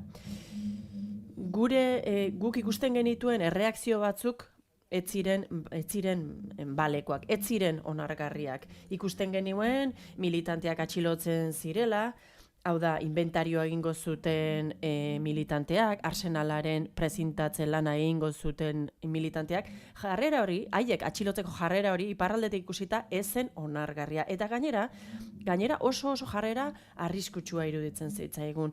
Horrek elikatzen zituen borroka armatuaren aurka zeuden sektoreak. Eta arerioak humiliatzen ari ziren. Eta gainera, etorkizunera begira, mendekuaren kultura hori bultzatzen ari ziren. Eta gainera, ikusten genuen, alde guztietatik sakabanatuta zeuden alijoak eta armak edozeinek aurkituko zituela guk parte hartzen ez bagenuen. Beraz hor, gure aliatuek berehala ulertu zuten gure ekimena eta gure keinua, violentuak ez ginen militante gisa ezagutzen gintuztenan iparralden, guk txalotu egin genuen eta hartutako erabakia, borroka armatua uzteko erabaki hura, eta gainera argi utzi genuen, guk idatzia genuen zein ziren gure helburuak, gure eginkizuna zein zen, ozen esana genuen. Eta gu egiten ari ginena zen, bi estatuek 5 urte lehenago egin behar zuten hura. Hau da, etak bere sueten behin betikoa aditzera eman zuen une hartan, estatuek egin behar zutena egiten ari ginen. Erakundearekin harremanetan jarri ginen, eta armagabetze duin, seguru eta ordenatu bat martxan jartzen lagundu genien. Armagabetzea bultzatzen lagundu genuen benetakoa izan zedin. Bakebidea, foro sozialak, Baionako deklarazioak, eta Pariseko konferentziek elkarrekin lan egin zuten hor, eta etengabeko deialdiak eta deiak egon ziren. Kargu hautetsietatik, gobernuak ere parte hartzezaken, zezaten, bake prozesu horretan. Eta gu, sare militante dinamikoetan parte hartzen aritu ginen. Ez bakarrik Euskal Herrian, baizik eta Frantzia osoan ere bai, eta beraz berehalako sostengu bat espero genuen horregatik. 2016 urtean zehar, etarekin elkarrizketak eduki genituen. Eta elkarrizketa horiei esker, guk bagenekien zein ziren terminoak, zein zen akordioa. Hau da, bi aldeek adierazi zutena, idatziz jarri zutena, testua hor genuen, gutunak hor genituen, argitaratu egin ziren, gu atxilotu gintuzten, Luson atxilotu gintuzten gauetik aurrera. Akordio horiek errespetatu egin ziren, zehatz mehatz errespetatu ziren bi sinatzaileen aldetik. 2016ko urrian eta azaroan etak argi utzi zuen arma guztiak entregatu nahi zizkiola Euskal Herriko gizarte zibilari, ark suntsitu zitzan, nazioarteko aktoreekin batera lan eginda. Eta erakundeak beharrezkotza jotzen zuen gainera, Euskal erakundeen implikazioa eta laguntza sostengua ere bilatzea. Nazioarteko egiaztatze batzordeari eskatuko zion, etak bere eginkizun edo misio horren irismena zabaldu zezan. Hartara, prestatzen ari ziren armagabetze prozesuaren gainbegiratze lanetan parte hartu ahal izan zezan. Gu gure aldetik, konpromiso bat hartu genuen, harremanetan jarri ginen, gizarte zibileko ordezkariekin, Euskal Herriko erakundeetako ordezkariekin eta nazioarteko aktorekin. Eta gainera, ikusi egin nahi genuen zer aukera zegoen, estatuek parte hartzeko zein aukera zeuden ikusteko. Hartara prozesua ordenatu eta aseguratu ahal izateko. Eta bagenekien zer nolako ardura genuen, armagabetzearen ardura politiko eta teknikoa geure gain hartu genuen. Konprometu bat hartu genuen, beraz, ez zedin egon irabazi eta irabazle eta irabazien inolako kontakizunik ez zedin egon gerora.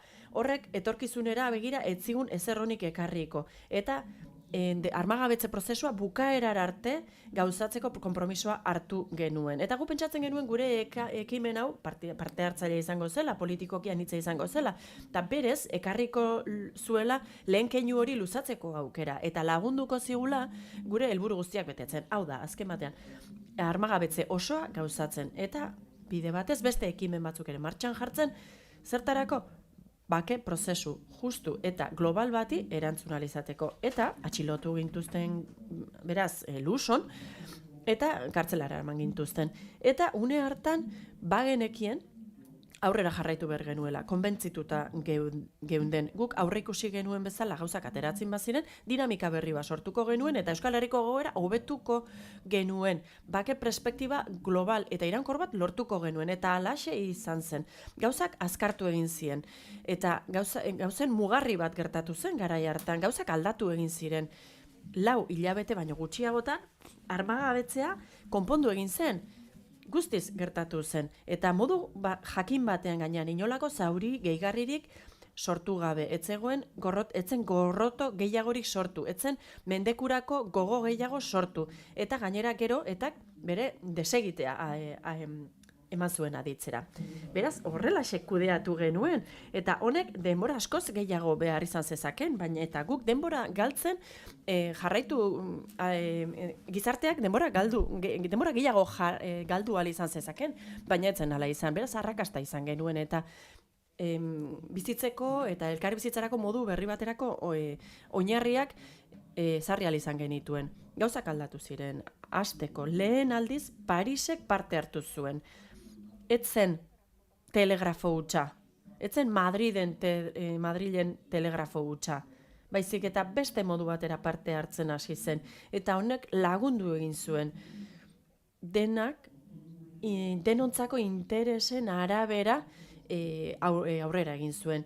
Luso gertatu zenetik 2017ko apirilaren 8 bitartean, mundu guztiarekin harremanetan jarri ginen, Frantziako iparraldeko eta hegoaldeko eragileekin, alderdiekin, sindikatuekin, erakundeekin eta hautetxiekin ere bai.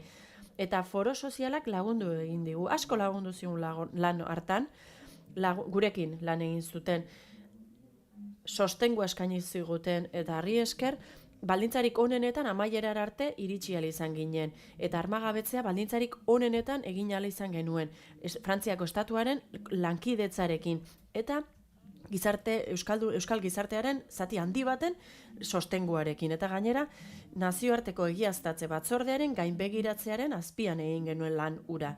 Gainera, elkargoko presidentearen laguntza ere izan genuen, Harold Good, pastore edo hartzailearen nazioarteko eta beste hainbat nazioarteko persona oso ezagunen laguntza izan genuen, Mario Zuppi, kardenalaren laguntza, eta gaur egun Italiako konferentzia episkopaleko presidente denaren laguntza izan genuen garai hartan. Baionan, armagabetzearen egunean 20.000 lagun bildu ziren, 2017ko apirilaren 8an. Hau da, gizartea ikusle gutxi izatetik, askotan etxita egotetik pasatu zen benetan beste paper bat betetzera. Aktore bihurtu zen gizartea, eta bere entusiasmo eta bere gogo guztia adierazial izan zuen. Eta hau, keinu historiko bat izan zen, Euskal Herriak egindako keinu historiko bat. Eta inork ez zuen aurrerantzean zigilegitasun hori berriz ere aldarrikatuko, indarkeriara itzultzeko aukera justifikatzeko. Eta orain, estatuei galdetu genien, eta orain, zer urrats emateko prest zaudete? Zer egiteko prest zeuden estatuak bake global eta iraunkor hori laguntza emateko? Euskal Herriak eskatzen zuen bake hori lortzeko. 2017ko uztailean, Frantziako gobernua eta iparraldeko ordezkaritza bat bildu ziren, hantxe ziren elkargoko kideak, bakebideko kideak, bake artisauen elkargoko kideak, eta lehen aldiz sortu zen esparru ofizial bat Euskal presoen aferari aurre egiteko eta gai hori lantzeko. Eta modu horretan hasi zen erantzun positibo bat sortzen. Etzen nahikoa, baina gutxienez bazen erantzun positibo bat. 2017tik aurrera gizarte zibilak eskatzen zuen huraxe zen hain zuzen ere. Gero, beste hainbat urrats eman ziren, inork ezin du sinistu Euskal presoen perspektiba izan daitekeenik 2040 urtera arte gartzelan egotea, edo are gehiago egotea. Kontuan izanik, 75 urteko gartzela zigorrak jaso dituzten galeko buruzagi askok, 3 edo 4 urte ondoren askatu dituztela. Inork ezin du horrelako perspektiba bat onartu. Perspektiba horrek elikatu dezake bidegabekeria ikuspegi bat, eta hortik inor ez da irabazle aterako.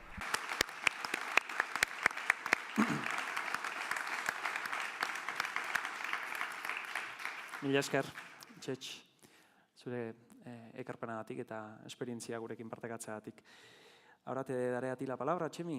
Tú nos vas a hablar un poco sobre la experiencia de los diálogos de memoria. Orain Txemi, memoriaren dialogoi buruz hitz egingo diguzu, Nafarroan garatu duzuen hori, ezta? Bai, ez dut Nafarroari buruz bakarrik hitz egingo, azken foro sozialean gaude, 6. azken foro sozialean eta memoriari buruz hitz egingo dut oro har.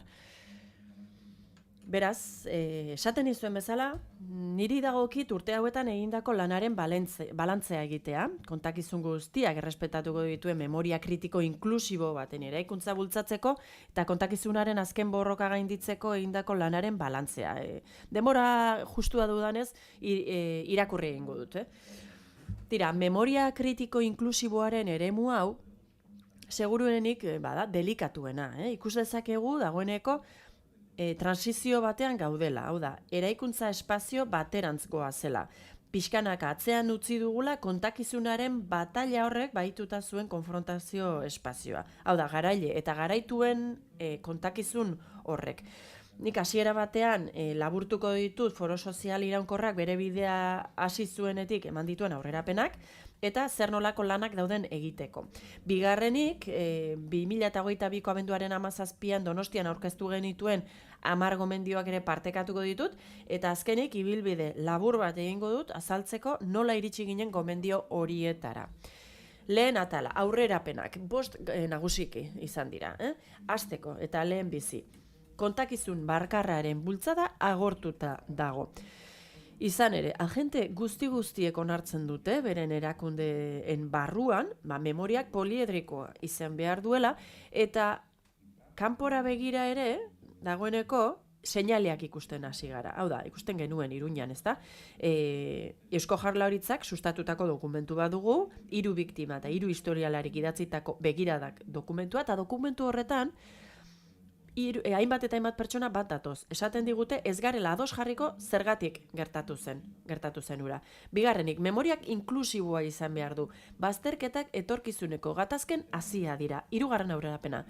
Zaila da iragana orainaren begiradarekin aztertzea. Eta horretarako, beharrezkoa da gertakariak gertatu ziren testuingurua aztertzea. 4. aurrerapena. Kontakizun guztiak adierazi ahal izango dira. Baina marragorria da begirada kritikoa izatea gertatutakoarekin eta bakoitzaren erantzunkizunarekin. Duela gutxi ikusten ari garen bezala, ez dira onargarriak autojustifikazioko kontakizunak. Azken aurrerapen bat, ez da gauza bera kontakizuna eta memoria edo historia. Kontzeptu horiek bereizi behar dira. Horrek lagundu egingo digu gerora urrats erabakigarriagoak ematen. Egiteke dauden zereginak, nagusiki 3 aipatuko ditut. Hasteko eta lehenbizi, gure belaunaldiari dagoki hori egitea, ezin dio gutxi arazo hori konpondu gabe datozen belaunaldiei.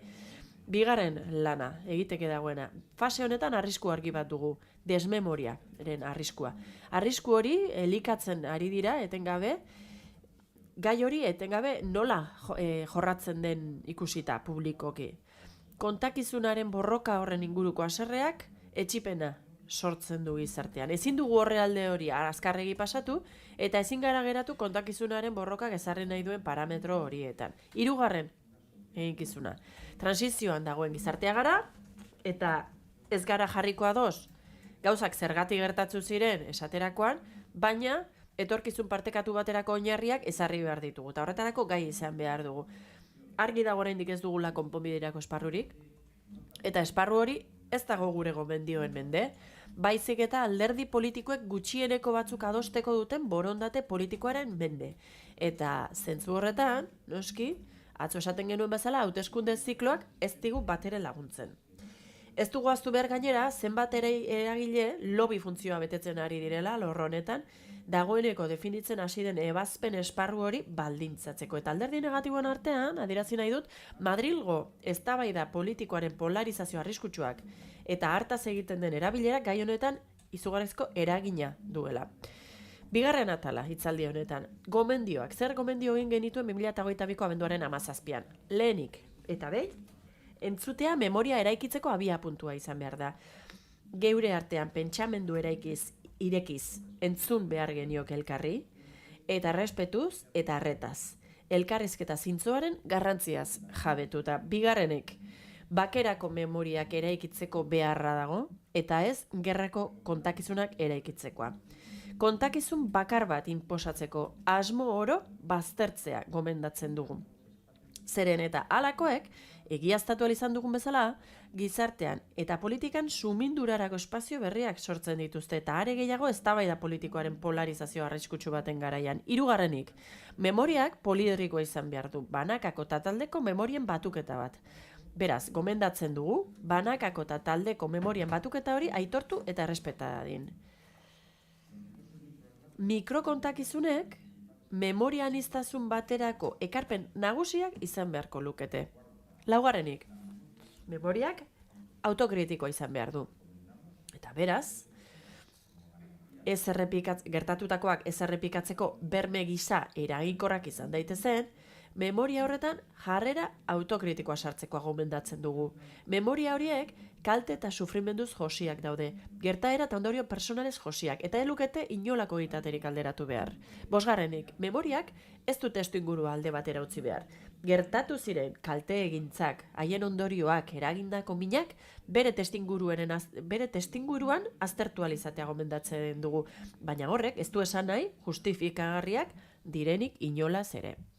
Seigarrena, memoriak inklusiboa izan behar du. Gertatutakoa kontatuko duen kontakizun inklusibo batean ahalegintzea gomendatzen dugu. Gertakari guztiak eta begirada guztiak barne hartuko direla bermatzea. Eta hala, kontakizun horretan sartzen denak, bere iritzia osatzeko elementu guztiak izango ditu. Gertatutakoa ez errepikatzeko oinarriak modu aktiboan finkatzen lagundu ahal izango digu horrek ere. Eta zazpigarrenik, memoria ez da historiarekin edo kontakizunarekin nahastu behar. Eta arlo horretan, azken urteetan metatutako esperientziatik, gomendatzen dugu memoria eta historia kontakizunetik bereiztea. 8. Memoria modu dialogikoan eraikitzen da. Desberdinen arteko topaguneak bultzatzea gomendatzen dugu. Elkarrizketa indartzen laguntzeko. Gatazkan dauden gizarteetan eguneroko praktika gisa erabiltzeko. Aniztasunean erlazionatzen ikasi dezagun. 9. Biktimek memoria politiken erdigunean egon behar dute. Gomendatzen dugu, biktima guztiak memoria politiken eta haiek eraikitzen dituzten prozesuan erdigunean egotea. Eta 10. Gertatutakoak ez errepikatzeko oinarriak ezartzea izan behar da memoriaren helburua.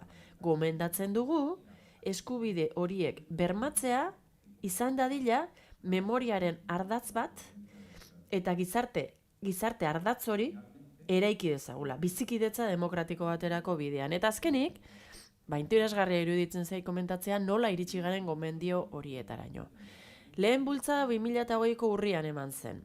Garai hartan eztabaida kolektibo eta parte hartzaile prozesu bat hasi genuen, bizikidetza demokratiko eraikitzaren aldeko konpromiso soziala deritzogun hortan, hainbat gairi buruz hausnarketa egiteko. Gai horietako bat zen, nola aurre egin iraganeko legatuari, ondareari, eta indarkeria zikloaren giza ondorio larriei nola egin aurre. Hor, hausnarketa egin genuen. Etorkizuneko belaunaldiak ez daitezen gelditu ondorio horien preso.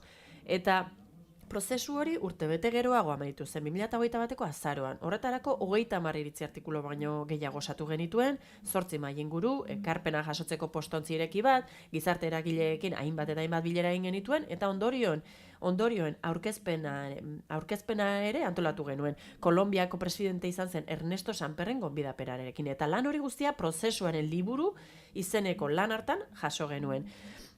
Beste kontu bat izan zen, Nafarroako parlamentuan egindako bilketak. 2016an bilerak egin ziren, lehen interbentzio publikoa garai hartan izan zen, eta hor garrantzia emana izan genion eszenatokiaren kontuari, baina ez dut denborarik hor sakontzeko eta jarraitu egingo dut.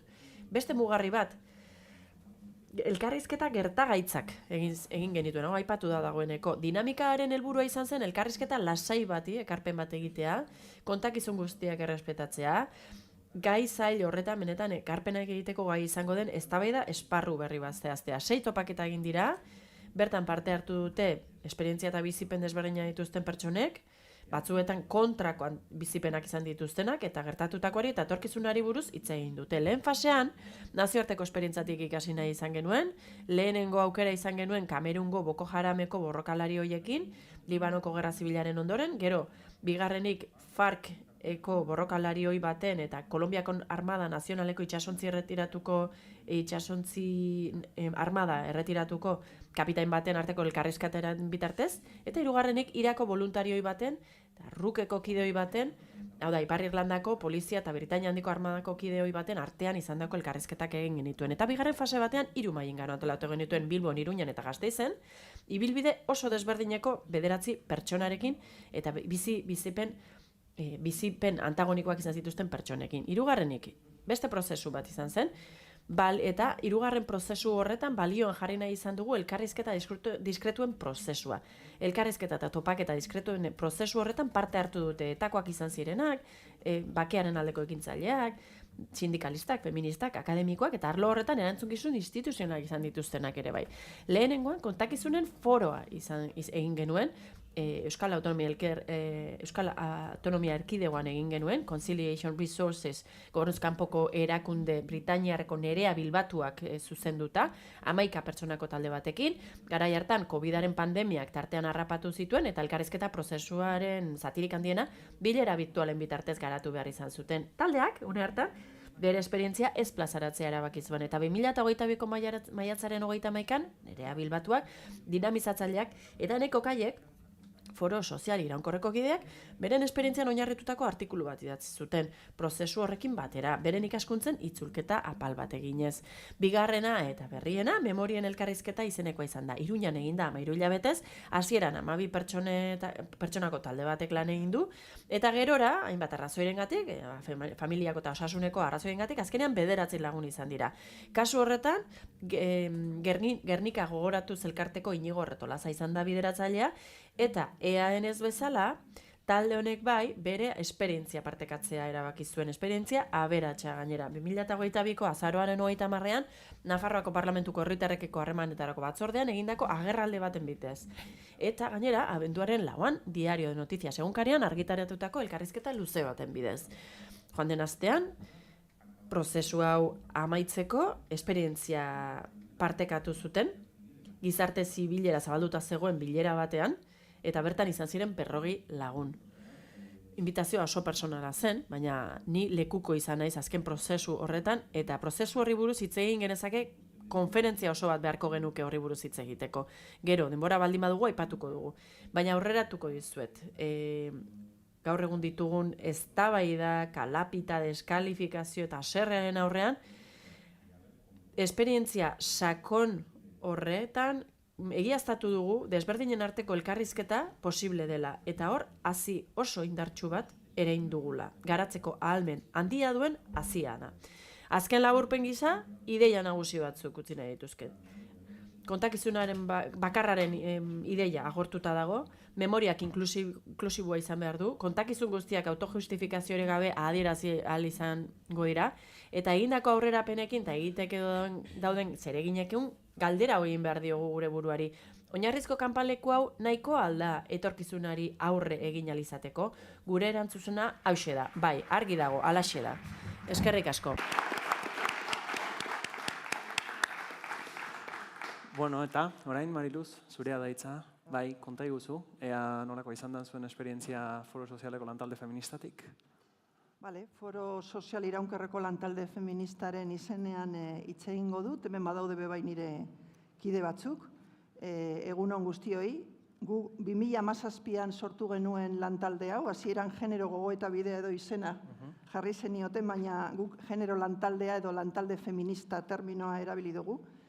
Eta, bueno, lehenik eta behin esan nahi dut, gure lana bakegintzan edo gatazka politikoaren konponketan zela zerotik abiatzen, gure lana genealogia batean txertatzen dugu edo kokatzen dugu, genealogia bikoitz batean, non kolektibo feminista edo emakumeen kolektibo askok lan egin dute betidanik, ez da?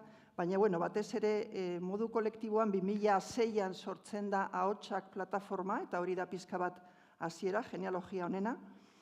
Eta bestetik gure lanaz aparte, EHUk 2016an bultzatzen du EHU gune, espazio askotarikoa bai izan zena, eta urte berean kalera emakume presoen ekimena ere oso importantea izan zen, ez da?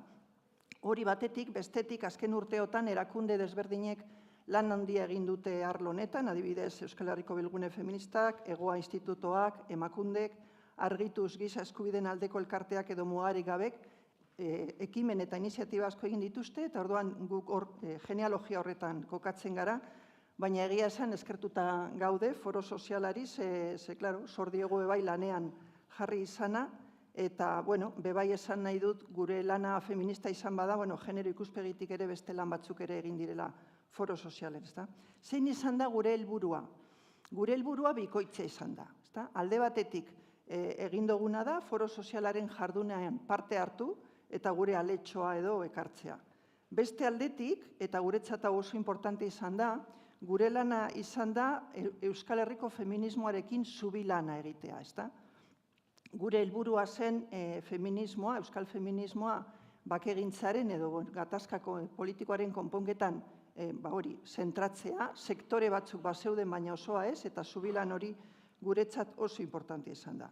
Bestetik lantaldean partaide desberdinak egon gara, jatorri desberdinetakoak, eta erakunde eta elkarte eta leku desberdinetan gaudenak militatzen edo parte hartzen, ezta?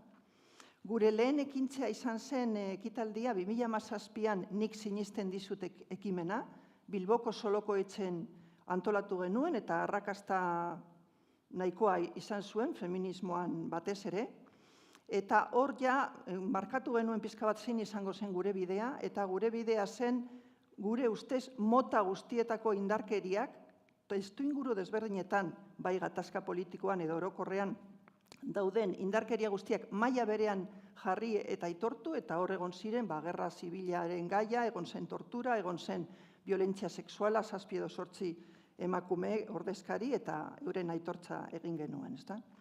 Hortik aurrera, orain planteatuko dut bi ardatz edo, batetik foro sozialean parte hartu dugu, foro sozialak antolaturiko ekintzetan edo jardueretan, eta bestetik guk espezifikoki egin duguna. Foro sozialean parte hartu dugunean 3 adibide bakarrik emango ditut.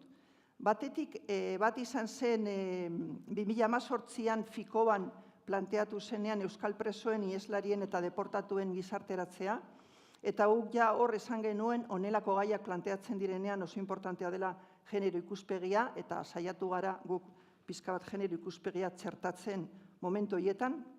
Beste momentu bat izan da ja, orain gertuago, bizikidetza demokratikoaren konpromiso soziala bultzatu denean ere, guk gure iritzia eman dugu, eta hola, sintesi bat emango dizuet, guretzako bizikidetza hitz egiten denean, ezin da hitz egin bizikidetzat gatazkez ez badugu hitz egiten, bizikidetzak eta gatazken kudeaketa batera doa, eta gure ustez bizikidetza hitz egiteko beste kultura politiko bat bultzatu behar da Euskal Herrian, oraindik ez dagoena, eta hori izan daiteke bebai egin behar dugun lana.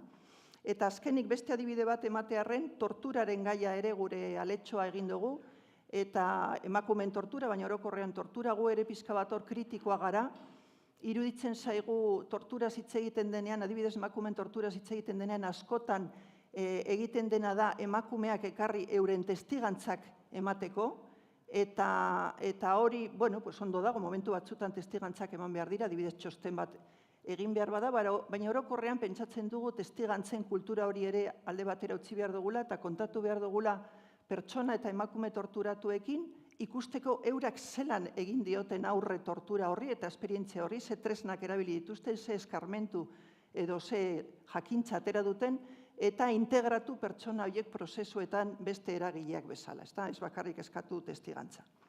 Eta gero beste aldetik espezifikoki guk zer egin dugun, 2 adibide ere emango dizkizuet, ezta? Batetik 2019an sortu genuen justizia feminista eztabaidagai prozesu bat, iruditzen zitzaigulako justizia feministari buruz hitz egin behar genuela, eta de hecho gure aterkia gaur egun hori da, justizia feminista, ez bakarrik bakegintza edo gatazkaren konponketa, eta pentsatzen genuen bildu behar ginela feministak eta pentsatu zer zen justizia feminista, gaur egun oraindik ez daukago oso argi, baina hor gaude pizka bat ekarpena egiten zentzu horretan.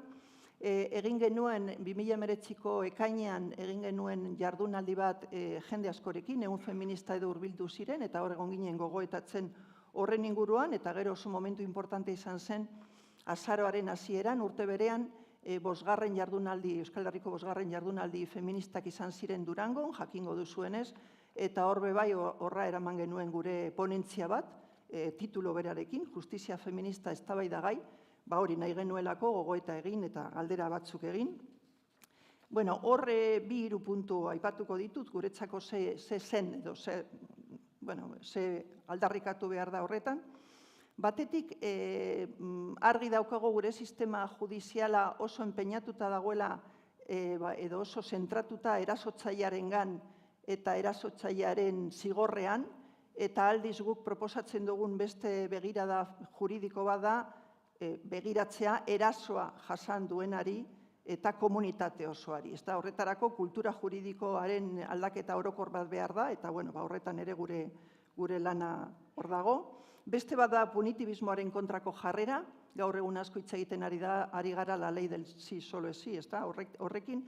Nik uste dugu Euskal Feministak oso hor gaude ez garelako batere punitibistak, naiz eta hori oso zaila den jakitea zer den, eta hor jarrera hori daukagu, eta esango genuke feminismoaren abanguardian gaudela, behintzat, San Ferminetako bortxaketa kolektiboa izan zenean, hor ja gure jarrera, punitibismoaren kontrako jarrera argi utzi genuen, ezta?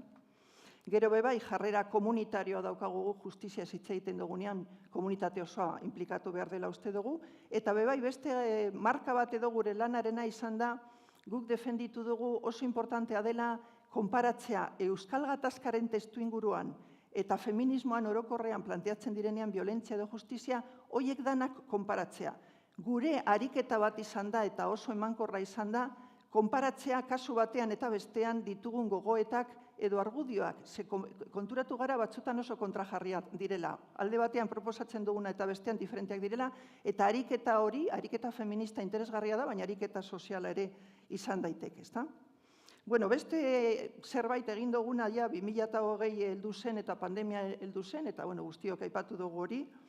Gure kasuan pentsatu gunean zer egin genezaken, eta ekin genien kasuen azterketari.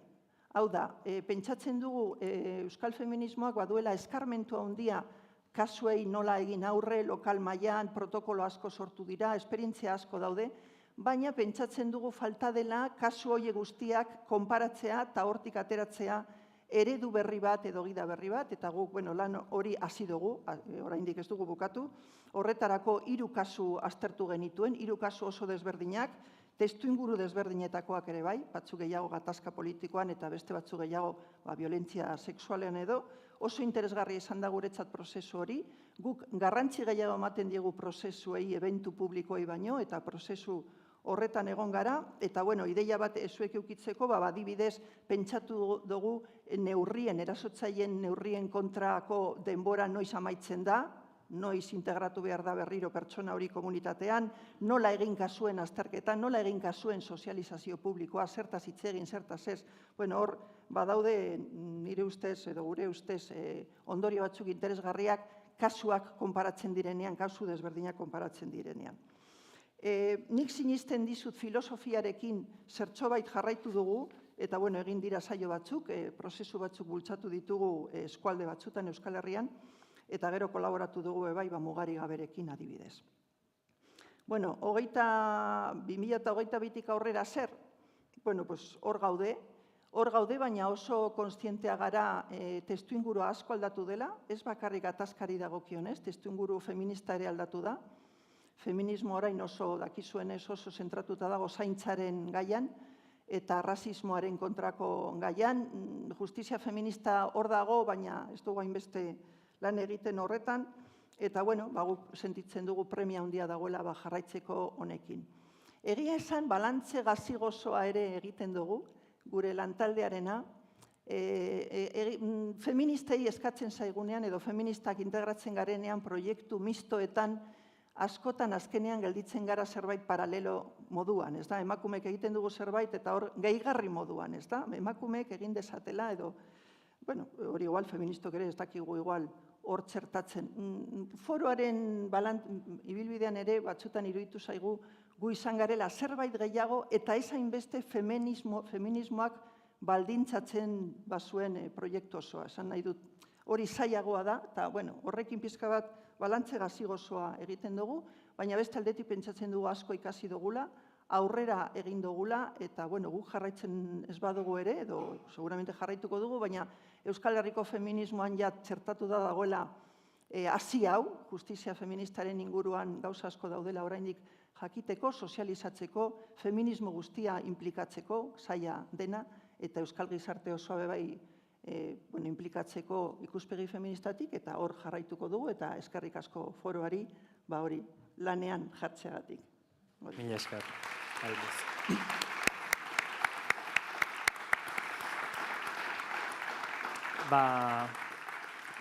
Galderetarako tartea bukatu zaigu, ez dugu tarterik, hortaz onaino mainguru interesgarri hau. Nik nire aldetik bai esan nahiko nuke, gaur ikusi dugula pixka bat foro sozialaren lana zein izan da, bere eremu ezberdinetan, ez da? Baina lan horren atzean pertsonak daudela, pertsona oso konprometituak, pertsonak jakindutenak, ez? Empatia lantzen, bestearen tokian jartzen, lan egiteko oso moduan hitzetan aritzen, eta, pixka bat proiektu kolektibo batean beraien harritxua jartzen, ez? Eta, zuek guztiak persona horiek izan zehazte, publikoan zaudeten beste hainbat ere bai, nik nire partetik eskerrak nahi izkizuet eman denoi egindako lanagatik, egindako ekarpenagatik, eta esan, plazer bat izan dela, baita ere, zuekin danokin elkarlanean aritzea. Eta horixe, momentuz, enek hori pasatuko diogu hitza orain, ez da? Eta uste dut kaferako tarterako gutxi gelditzen zaigula, hortaz mila esker denoi, eta ikusiko dugu elkar.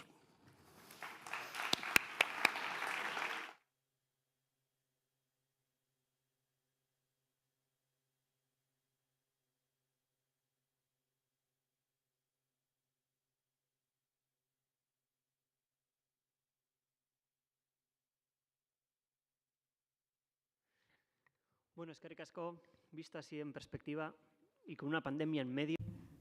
Perspektiban ikusita eta pandemiarekin zema gauza egin diren, ez da? Itzulpena egiten ari zareten interpretei, eskertzen da zuen lana.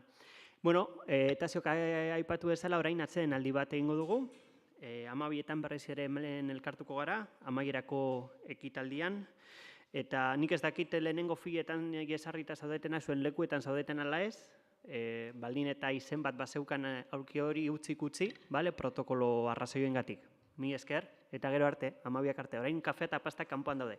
Agur!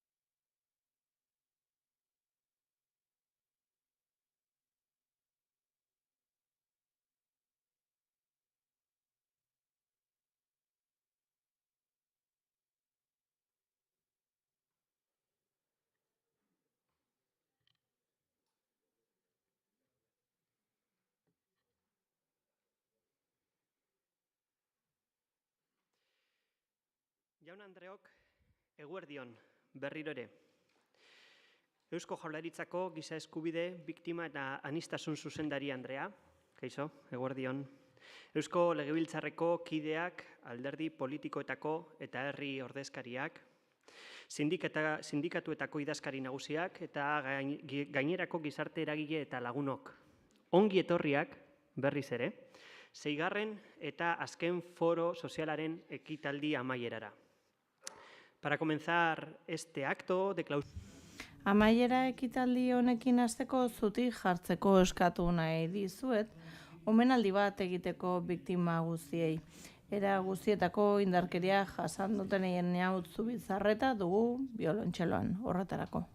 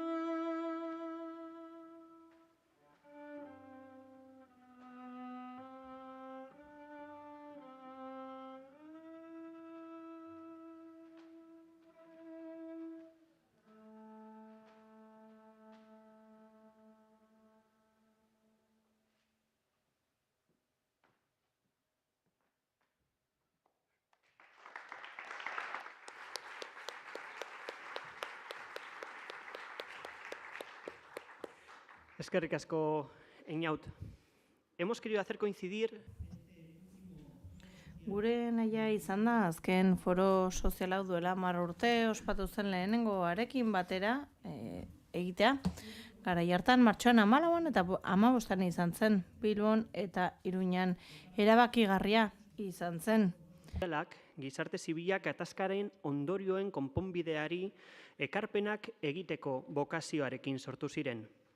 2013ko martxoko lehen foro sozial hartan, ibilbide horri integrala sortu zen, 12 gomendiorekin, hain berezia den gure prozesu hau eraikitzeko. Ondoren, foro sozial iraunkorrak bere gain hartu zuen ibilbide horri hura. Urtarriaren 21ean, Durangon irakurri genuen adierazpenean baieztatu genuen moduan, 2013ko foro sozialean aurkeztu ziren 12 gomendioi eta foro sozial iraunkorrak 2016an definitu zuen misioari erreparatuz gero, 12 gomendio horietatik 11 bete dira edo betetzeko baldintzak daude. El desarme civil y la Etaren desegitea eta armagabetze zibila 2017 eta 2018an amaitu zen ADB irizpideen arabera, armagabetzea, desmobilizazioa eta berrintegrazioa. NBek zehazten ditu irizpide edo parametro horiek. 2021an ongitorrien auzia bideratzea lortu zen, 2022an biktima guztiek egia, justizia eta reparaziorako duten eskubidearen inguruko adostasuna zehazten hasi zen. Eta, azkenik, preso guztiak, Zabaia, Basauri, Martutene eta Iruñako espetxeetan zigorra betetzen ari direnen kasuan, ebazpen esparroa zehaztuta egongo da.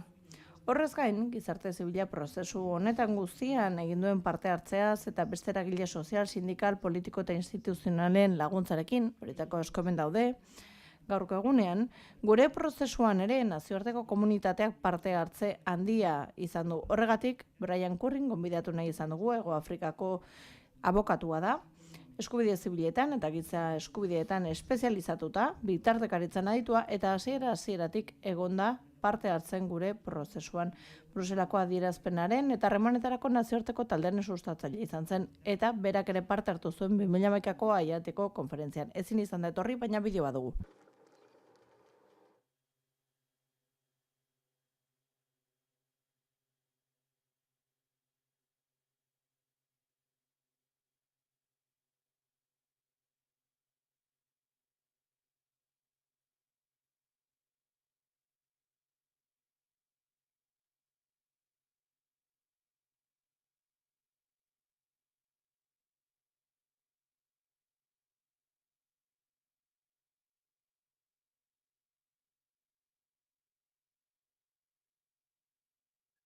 Greetings to all my friends and colleagues. Kaixo adiskideok, Euskal Herrian zaudeten adiskideok, eta kaixo ere foro sozialari. Nahiko nuke gaur bertan egon ahal izatea, ez da posible izan, beraz, egin dezakedan onena bada behintzat mezu hau egitea, eta virtualki behintzat bada bertan egon ahal izatea. Oso pozinago, behintzat horrela egoteko aukera izan dudalako. 2007 eta 2017 bitartean gatazka ebazteko prozesuak hainbat urrats egin ondoren azkenik bakea ekarri zuen Euskal Herrira. Eta nazioarteko aitortza izan du, bakana izan delako, bakana izan da 2006an Barajasko atentatuaren ondoren alde bakarreko prozesua izan delako. Denok ezagutzen duzue Espainiako gobernuaren jarrera ofiziala izan dela, esatea inoiz ez dela izan gatazka politiko bat. Beti esan dute talde terrorista kriminala zirela bai eta kideak eta bai ezker abertzale osoa. Eta kondenatu nahi ez zuen biztanle oro. Baita inolako indarkeria egintzarik egin ez duen biztanle oro eta inoiz indarkeriaren alde agertu ez den biztanle oro. Garai hartan, Batasunak ordezkatzen zuen ezker abertzalea, guztiz baztertuta egon zen, kanporatuta, debekatuta eta ezin izan zuen parte hartu prozesu formalean. Gatazka honen ebazpena Madrilen ikuspegitik gertatu bazen izan zen indarkeria hori. Eten zelako eta armak eman zirelako garaipen baten. Ondoren eza, amore eman zutelako eta kideek. Eta horren ondorioz desegiten zelako. Hori zen Madrilen ikuspegitik posible zen irtenbide bakarra. Amore ematearen ondorioz gertatzen zena. Bestetik ezker abertzalearen aldetik Frankoren ondoren, 1978ko erregimenak egindako konstituzio horrek urratu egiten ditu eskubide sozialak, eskubide zibikoak Euskal Herriaren kasuan, autodeterminaziorako eskubidea ukatu egiten zaiolako. Ezker abertzaleak ebazpen politiko bat, irtenbide politiko bat nahi zuen gatazka honentzat. Madrilen aldetik, aldiz, erantzuna beti izan da Espainia demokrazia konstituzional bat dela, eta horrela Euskal Herriaren estatus bakarra bazela autonomia erkidego izatea, konstituzio horren emaitza gisa. Eta Espainiako gobernuak, estatuak ez zuela hori inolaz ere aldatzeko, ez bete beharrik, ez borondaterik. Hori oso labur azalduta. Segurtasun irtenbide bat bilatzen zuten eta ez irtenbide negoziatu bat. Eta korapilo horren inguruan blokeo egoera bat zegoen. Eta bazirudien ezin zela ezer aldatu. Blokeo hori gehiegizkoa izan zen, eta hor amaiera behin betiko bat agertzen ezenez, etaren aldetik bloke hori gero eta bortitzago bihurtu zen. Nazioarteko komunitatearen ikuspegitik askorentzat justifikatuta zegoen negoziatu nahi ez izate hori. Estatuak agertzen zuen borondate falta hori. Agerian geratu zen, puntu batean, Espainiar estatua etzela izango bake prozesu honetan alderdi aktibo bat, eta zuek euskaldunok, euskal herritarrok erabaki zenuten aurrera egingo zenutela, alde bakarrean bazen ere. Eta gogora ekarri nahiko nuke berriro ere blokeo egoera hura. Bazirudien etzegoela atera biderik. Eta ez dut aipatu nahi obsesio bat bultzatu nahi dudalako, ez da? Baizik eta bakarrik gogoratzeko nondik etorri zareten euskaldunok, zer puntutan zeundeten zenbat aurrera pauso egin dituzuen, eta azpimarratzeko zenbat lorpen harrigarri lortu dituzuen gatazka honen eraldaketan eta Euskal Herriaren bakegintzarako. Inork posible zela uste ez zuen egoera batean. Lorpenak ospatu egin behar dira. Eta ospatu baita ere zuen istorio mingarri horren testu inguruan ere. Eta ez gaizki ulertu, mesedez nire hitzak.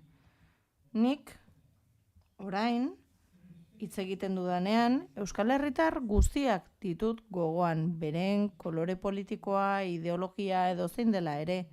Nire hitzekin guztiei hitz egin nahi diet. Beren ekarpena egin duten guzti horiei, dela modu kontzientean, dela inkontzientean, dela zuzenean, dela zeharka. Ekarpen bat egin duten guztiei, politika inklusibo bat egon dadin, eta ez politika esklusibo bat. Tolerantziari, errespetuari, ekarpen egin dioten guztiei, arrogantzia, handi ustea alde batera utziz. Bake garaia dugu orain, eta ez indarkeria garaia. Eta nire mezua bada pertsona horientzat guztientzat, bake prozesuaren emaitza garaipen gisa uler dezaketen guztientzat. Eta garaipena ez da alde batena, ez da bando batena, zure bandoarena, ez. Garaipena ikusi behar dugu prozesuarentzako garaipen gisa, bakerako garaipen gisa.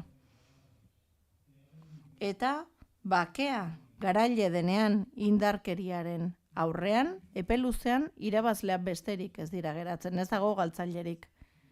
Eta berriro ere, nire eskerrona adierazi nahiko nuke. Euskal Herrian lan egin duten pertsona horiei guztiei, edozein kolore politiko dutela, eskerrik asko zuen babesagatik, zuen lanagatik, zuen laguntasunagatik ere.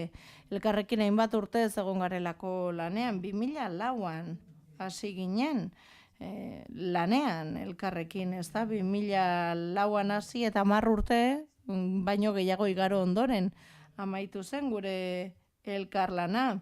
Euskal Herrian eman dituen urte horiek guztiak, bide batez esan dezadan munduko lekurik zoragarrienetako bat dela, urte horietan guztietan oso argi ikusi nuen zenbat galtzenezaketen ez bazenuten lortze bake iraunkor bat ezartzea. Eta hori niretzat inspirazio iturri izan zen, eta buru belarri lan egitea erabaki nuen zuekin elkarlanean. Ikusita zenbat galtzitekeen. Elkarlanean, zuekin, eta nire lankidetako askok, ez zuten ulertzen zer egin nahi nuen, ez zuten asko ez ziren alde agertzen ere. Baina urteen poderioz, ikusi dute eta nik behintzat sentsazio hori izan dut. Ikusi dute azkenean baietz aurkitu genuela elkarlanean aritzeko modu bat guk.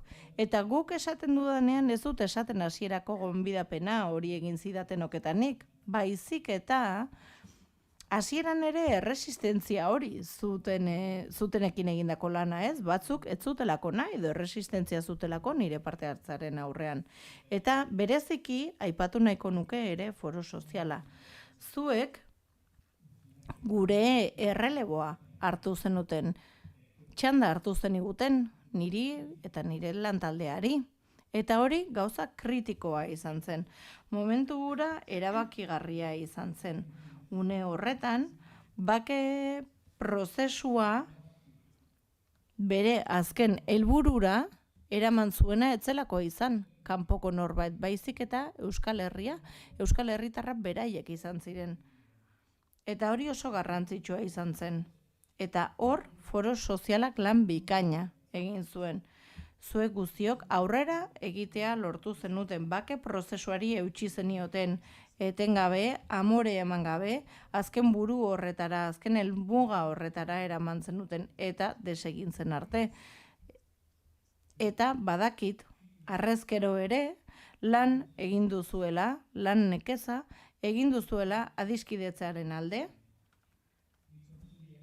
zeina ez baita helburu bat ere ez bere horretan, baina jakinda ere gainera, adiskidetzea bera amaierarik ez duen prozesu bat dela. Etengabe gertatzen den prozesu bat. Eta azken foro honetan, azken saio honetan, eta itxiera honekin, ez du zalantzarik, ondoren etorriko direnei uzendia zuen legatua, bakearen eta adiskidetzaren legatua izango dela. Eta badakit ere, maila komunitarioan, herri askotan, hiri askotan sortuko direla beste ekimenak zuen lan txukunari esker. Eta itxaropentsu nago, eta uste dut, edonori galdetuta gaur egun esango lukela baietz, Euskal Herrian bakea dagoela.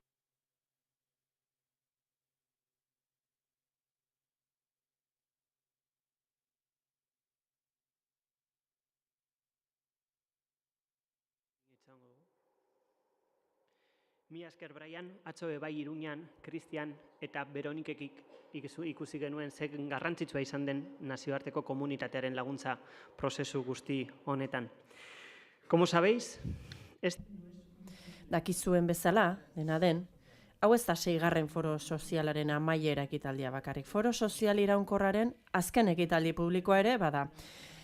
Eta horregatik, berriro ere gogoratu nahi nuke, oso kontziente garela. Bakea eraikitzeko prozesua amaitu gabe dagoela oraindik. Bidea dugu egiteko. Egin beharreko lanak daude. Azken asteotan hainbat eragilerekin partekatu ditugun lanak dira. Bakea, gainera, hori, Eneko Goiak gaur goizean gogorarazi digu, Bakea egunero eta gizarte osoak ureztatu behar duen lorategia da. Guztiok batzen gaituen azken helburua ez errepikatzeko baldintzak sortzea da.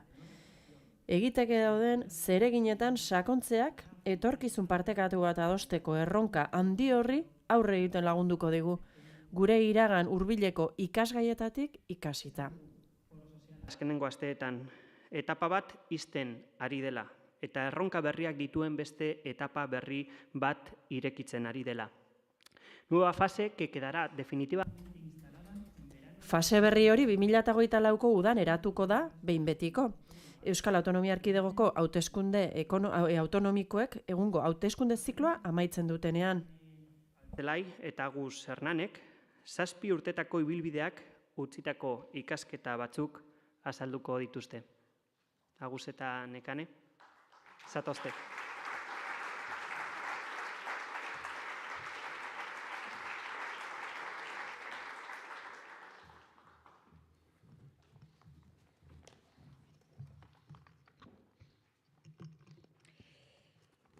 Foro soziala duela 10 urte lanean hasi zenean oso egoera zailean geunden.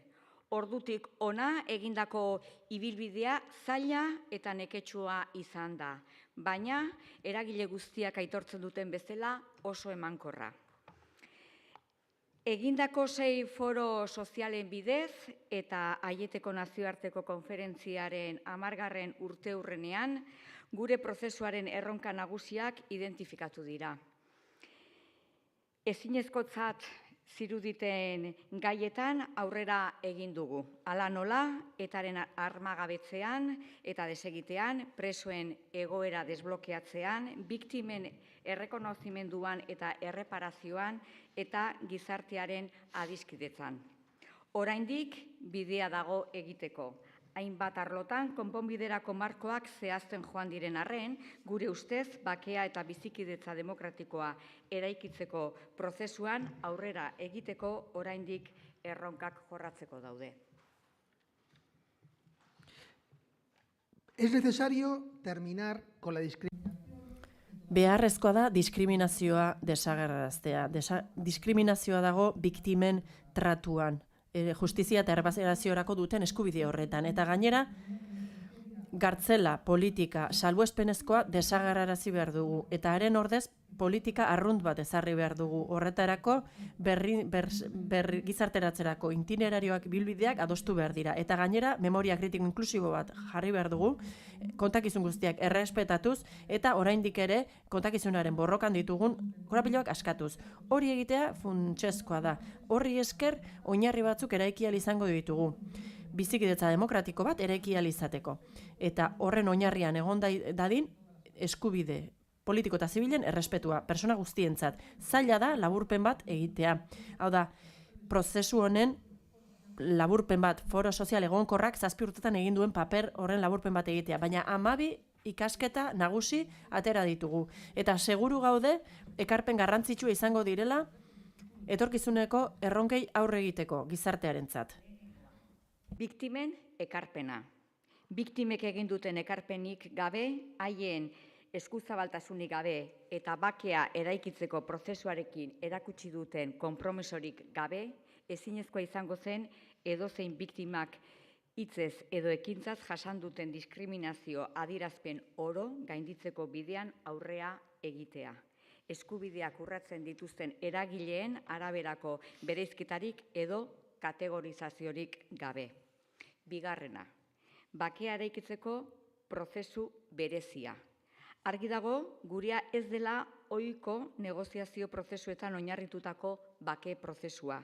Baina egia da, era berean, bakea eraikitzeko gure prozesuan emandako urratsek beti izan dituztela erreferentzia nazioarteko estandarrek. Giza eskubideak, DDR-a eta abarrek. Hirugarrena, gizarte zibilaren zeregina. Askotan, matxuratzen zen motorraren olioa izan da gizarte zibila. Indarkeriaren zikloa modu adostu eta ordenatuan ixteko aukerari heltzeko orduan, estatuek zuten jarreraren aurrean gizarte zibilak lidergoa hartu zuen eta papel erabakigarria izan zuen. Hasierako 12 gomendioei eta ondoren biktimen, egiaren, presoen, bizikidetza demokratikoaren eta memoria kritiko inklusiboaren inguruan egin ditugun gomendio zehatzei esker 2013an inork imaginatzen ez zuen egoerara iritsi gera. Gizarte zibilak gai hoiek agenda politikoan eta mediatikoan mantendu ditu, baita pandemia bezalako testuinguru zailetan ere. Cuarto, la comunidad internacional. Este proceso hubiera... Nazioarteko testuingurua.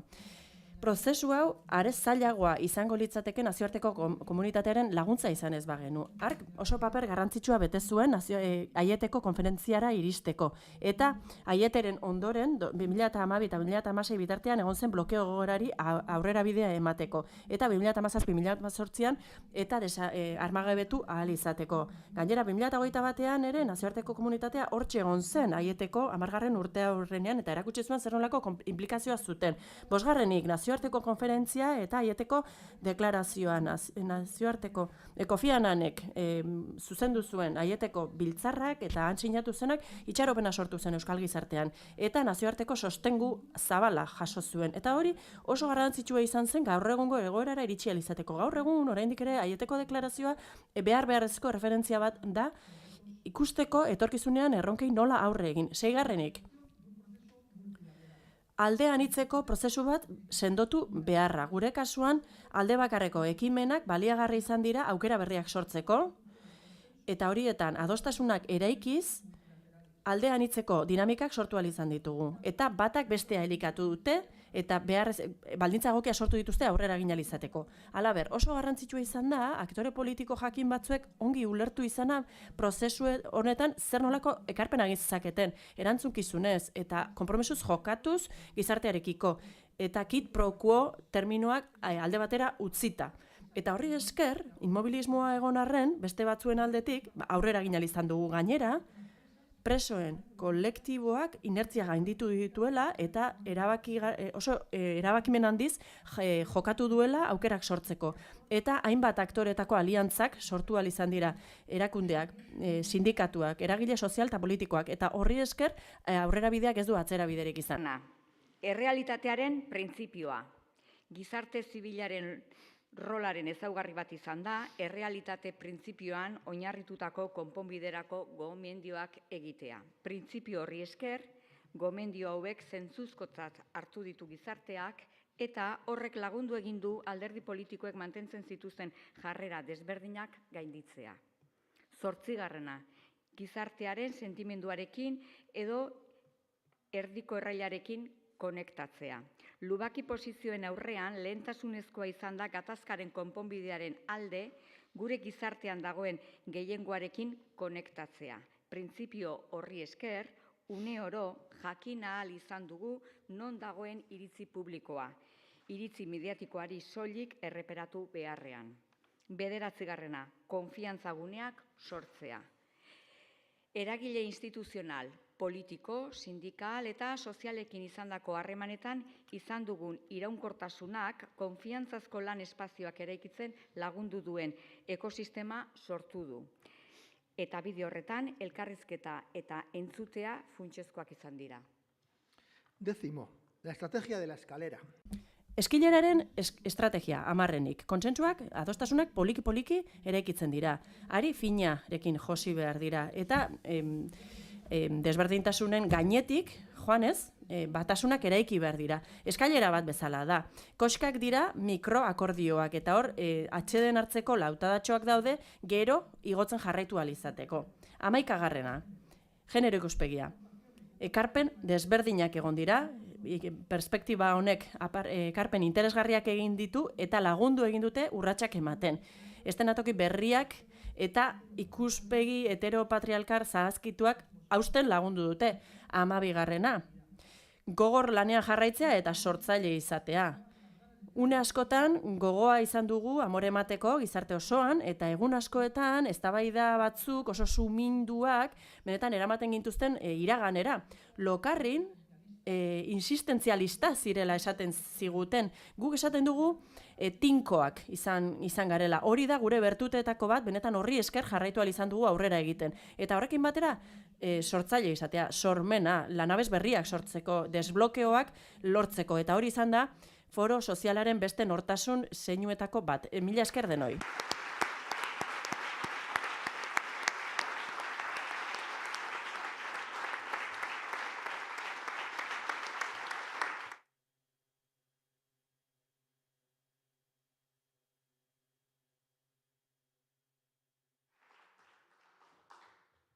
Bueno, con esta última lectura de Tira, Nekane eta Agusen azken irakurraldi horren ondoren, entzun ditugu dagoeneko azken 7 urteetarako ikasketa hauek, eta orain bai bidearen amaierara iritsi gara, eta niri dagokit agurra ematea, bai lan zaila tokatu zaidala benetan.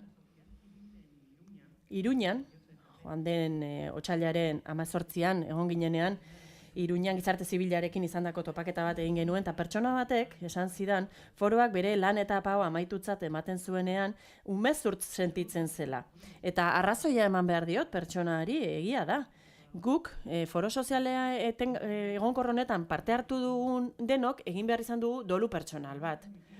Eta agur esateko, protokoloari ies egingo diot. Foro sozialaren ekitaldietan protokoloa beti izan da nagusi, baina gauza batzuk partekatu nahi dituzuekin, azken egun hauetan pentsatu eta sentitu ditudan gauzak dira, nik neuk pentsatutako hitzak dira, ez dira foro sozialearekin eztabaidatu ditudan kontuak. Hasteko esan nahi dut, seguru asko, jende asko ahaztuko dudala momentu honetan, baina batzuk behintzat aipatu behar ditut. Gogoan dut foro sozial iraunkorrean, egonkorrean sartu nintzen eguna. Ni garapenerako lankidetzako gobernuz kanpoko erakunde batean nengoen, egoitza nagusia Madrilen genuen, eta ezkerrekoak izan arren, erakunde hartan, garai hartan, Euskal Herrian bizi genuen testuinguru historikoa, soziala eta politikoa ez zuen ulertzen erakundeak. Eta horregatik, hasiera hori, apustu, pertsonalta oso diskretua izan zen. Eskerrak ematen dizkio nire erakundeari, paz con dignidad erakundeari, lan egiten utzi dalako. Anaiz, ez naiz Baionarekin ahazten, ezin dut ahaztu egun hori. Baiona oso egun garrantzitsua izan zen. Historian behin bakarrik gertatzen diren horietakoak. Handi nire bikotekidea engainatu nuen, ara asteburu pasa joateko, berak etzekien zer, eta bapatean, jendez leporaino zegoen plaza batean agertu zen, bero izugarria egiten zuen, zergatik kontatzen dizuedan hau? Gure familia, gure lagunak horri izan dira, agusek esaten zigun, ez da, urte hauetan konpromisoa eduki dugu, oso sartuta egon gara, buru belarri, eta haiengatik izango ez balitz, hau etzen posible izango. Gainera, asko ikasi dut beste persona batzuen gandik ere bai. Paulekin bilerak egin ditugu, Lokarrikoa, han ezagutu ginen. Susana Arillorekin bildu nintzen. Gesto por la Pazen, ondarea kutsatu edo erakutsi zidan, eta Gernika Goratuzekin bildu gara, giza eskubideen bakearen aldeko hezkuntza erakundeen foroarekin, gaur egun eskubidez deitzen den erakunde horrekin. Carmen Galdeano ere, etorri zait burura egun hauetan, Galen biktima izan zen. Bera zen, nik ikasi nuen ikastolako idazkaria. Eta joan den martxoaren 14an estatuko biktimekin izandako azken topaketa amaitu zenean, besarkada handi bat eman nion, eta esan nion, ze gutxi begiratu genion elkarri begietara, ze gutxi galdetu genion elkarri. Eta foroari esker, eta entzunaz bizikidetza eraiki dinamikari esker, Carmenen historia ongi ezagutu dut, eta estatuko beste biktima batzuen historia ere bai. Bestalde, etaren biktimekin ere ez naiz ahaztu. Asko ikasi dut haien gandik, foro sozialari eta haietako batzuekin izandako topaketei esker. Gogoan dut, bereziki, Arantzazu hoteleko eztabaida Donostian, eta han besteak beste entzun genien Naiara Zamarrainori, Josu Lespe, Gorka Landabururi ere bai, haien testigantzak entzun genituen. Edo Juan Mari Jauregiren omenezko ekitaldian, foroa ordezkatzeko aukera izan nuen, Maixabel Lasa, Maria Juaregirekin batera. Eta hor konturatu nintzen, ordura arte ez nitzela bate ausarta izan, ura baina askoz lehenago jarri behar izan nuelako haien ondoan. Eta aldi berean, ezin ditut ahaztu etxeraten presoen senidekin egin dituan topaketa guztiak. Beti gonbidatzen gintuztenean oso ongi hartzen gituzten. Batzutan agertzen nintzen nire lankide Extremadurako edo Madrildarrekin. Eta benetan, lankideak unkituta ateratzen ziren bilera haietatik, inoiz entzun gabeko historiak entzuten zituztelako. Zenbat gelditzen zaigun kontatzeko Euskal Herritik kanpo. Baina batez ere, prozesu honetan ezagutu dituan pertsona guztiak eramango ditut nirekin, ez baitira gutxi. Nire bilbatuarekin batera, Euskal Autonomia Erkidegoan egin nuen prozesu diskretuan parte hartu zuten pertsonak dira. Nigan konfiantza izan dutenak, zenbait ekimenetarako bildu direnak, hausnartzen eta persona hobea izaten lagundu diatenak, eta nola ez, foro sozial egonkorreko nire kideak. Batzuk aipatuko ditut, seguro baten bat faltako zaidala, baina adibidez, Teresa Toda eta bere begira da, bihotz izugarri ona handia duen persona da, oso persona maitekorra, bakearekin oso konprometitua. Gorka ere bai, beti desorduetan deitzen zuena. Filosofia eta etikari buruzko elkarrizketak izan ditut Mikelekin. Ainararen suhartasuna ere gogoan dut, bere ideiaren defentsan. Aizpea, beti kezkatua, belaunaldien arteko transmisioagatik kezkatua etengabe, gaur ere hemen aipatu digu. Gero Nekane eta bere jarrera arduratsua, bozera maile postuetan, beti foro sozialean. Gainera, Peio, Jabotxa, beti komunikazio lankideetan, beti Adi, beti Erne, guretzator, eta badira beste persona batzuk, besteak beste Tasio eta Patrizia, benetan asko bota zaituzte faltan hilabete hauetan, musu erraldoi bat. Tira, nik foro sozial egonkorrari egin diodan ekarpenari dagokionez, ikusti nauzu aurkezten, biolina jotzen, moderatzen, artikuluak idazten, bozera mailitzak egiten, moderatzaile izaten, eta asteak eramatzat, une honetarako falta ziren egunak kontatzen. Atzo joan nintzen azken goldiz Iruñera, foraren ordezkari gisa, eta oso handu hartua eta zaindua sentitu naiz Nafarroako kideen gandik, eskerrik asko. Gaur goizean, esnatu nahi zenean, pentsatu dut gaurtik aurrera gutxiago erabiliko ditu dala jak Amerikar hauek, baina lasaiago nago, badak badakit gaur arratsaldean etxera noanean eta hau zintzilikatzen dudanean pozik egongo naizela, gaur bizi garen mundu zoro honi zentzu pixkat eman alizan dio dalako. Hauxe izan da nire ekarpena. Bukatzen ari naiz, duela gutxi, foro sozial egonkorraren balantzea eta erabakia kontrastatzeko bileretako batean lagun batek esan zidan, Euskal Gizarteak egunen batean eskertu beharko lukela foro sozial iraunkorrak urte hauetan guztietan egin duen lana. Gogo eta eragin zidan, eta horregatik ez dut alferrik galdu nahi zuen aurrean egoteko aukera privilegiatu hau. Gaur, foro sozial egonkorrearen ekimen bakoitzean bultzatu duzuen, eta ura bultzatu dugun entitate eta persona guztiak aitortzeko eta eskerrak emateko aukera hau baliatu nahi dut. Persona horiek gabe, zuek gabe, atzo eta gaur ezagutu dugun lan guztia ezinezkoa izango zen. Eskerrik asko, benetan.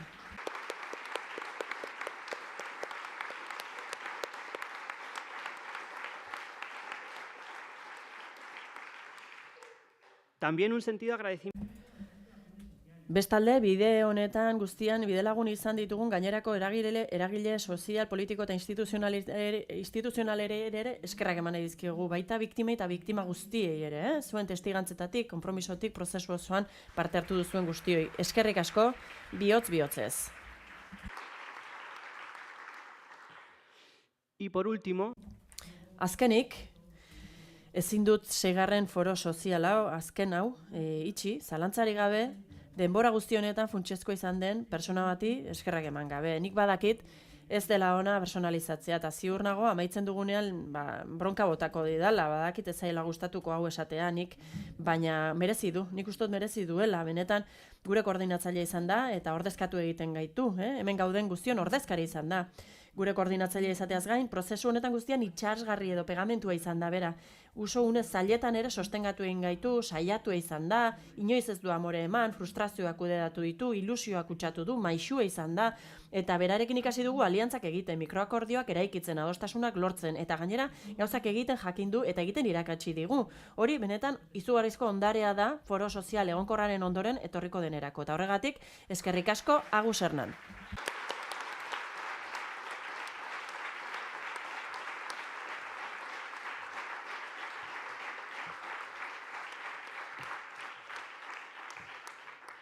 Pero tampoco me quiero olvidar. Eta Agus bezalaxe, beste pertsona batzuk ere badaude, foro egonkorraren ondarea jasotzen lagundu digutenak, eta haien lanik eta haien ondarerik gabe gaur ez geundeke duela 10 urte baino hobeto. Eta horregatik, beste bronka bat ere eroriko zait, baina hala ere, azken argazki honetan ekunuke estenatokira etorri dadila Anaiz Funosa, Iparraldeko Bakebidean elkarteko lehendakaria, eta Paul Rios ere bai, Lokarriko koordinatzaile ohia. Mila esker eta txalo bat zuentzako ere.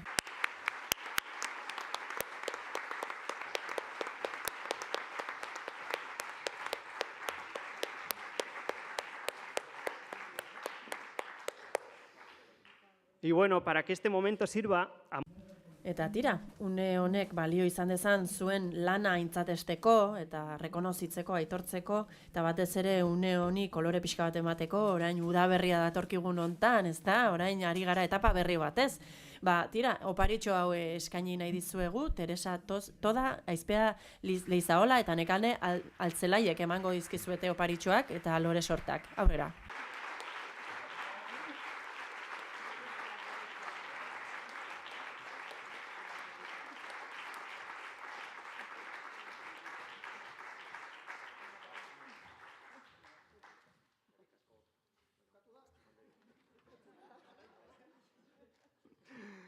Bueno, eta orain bai.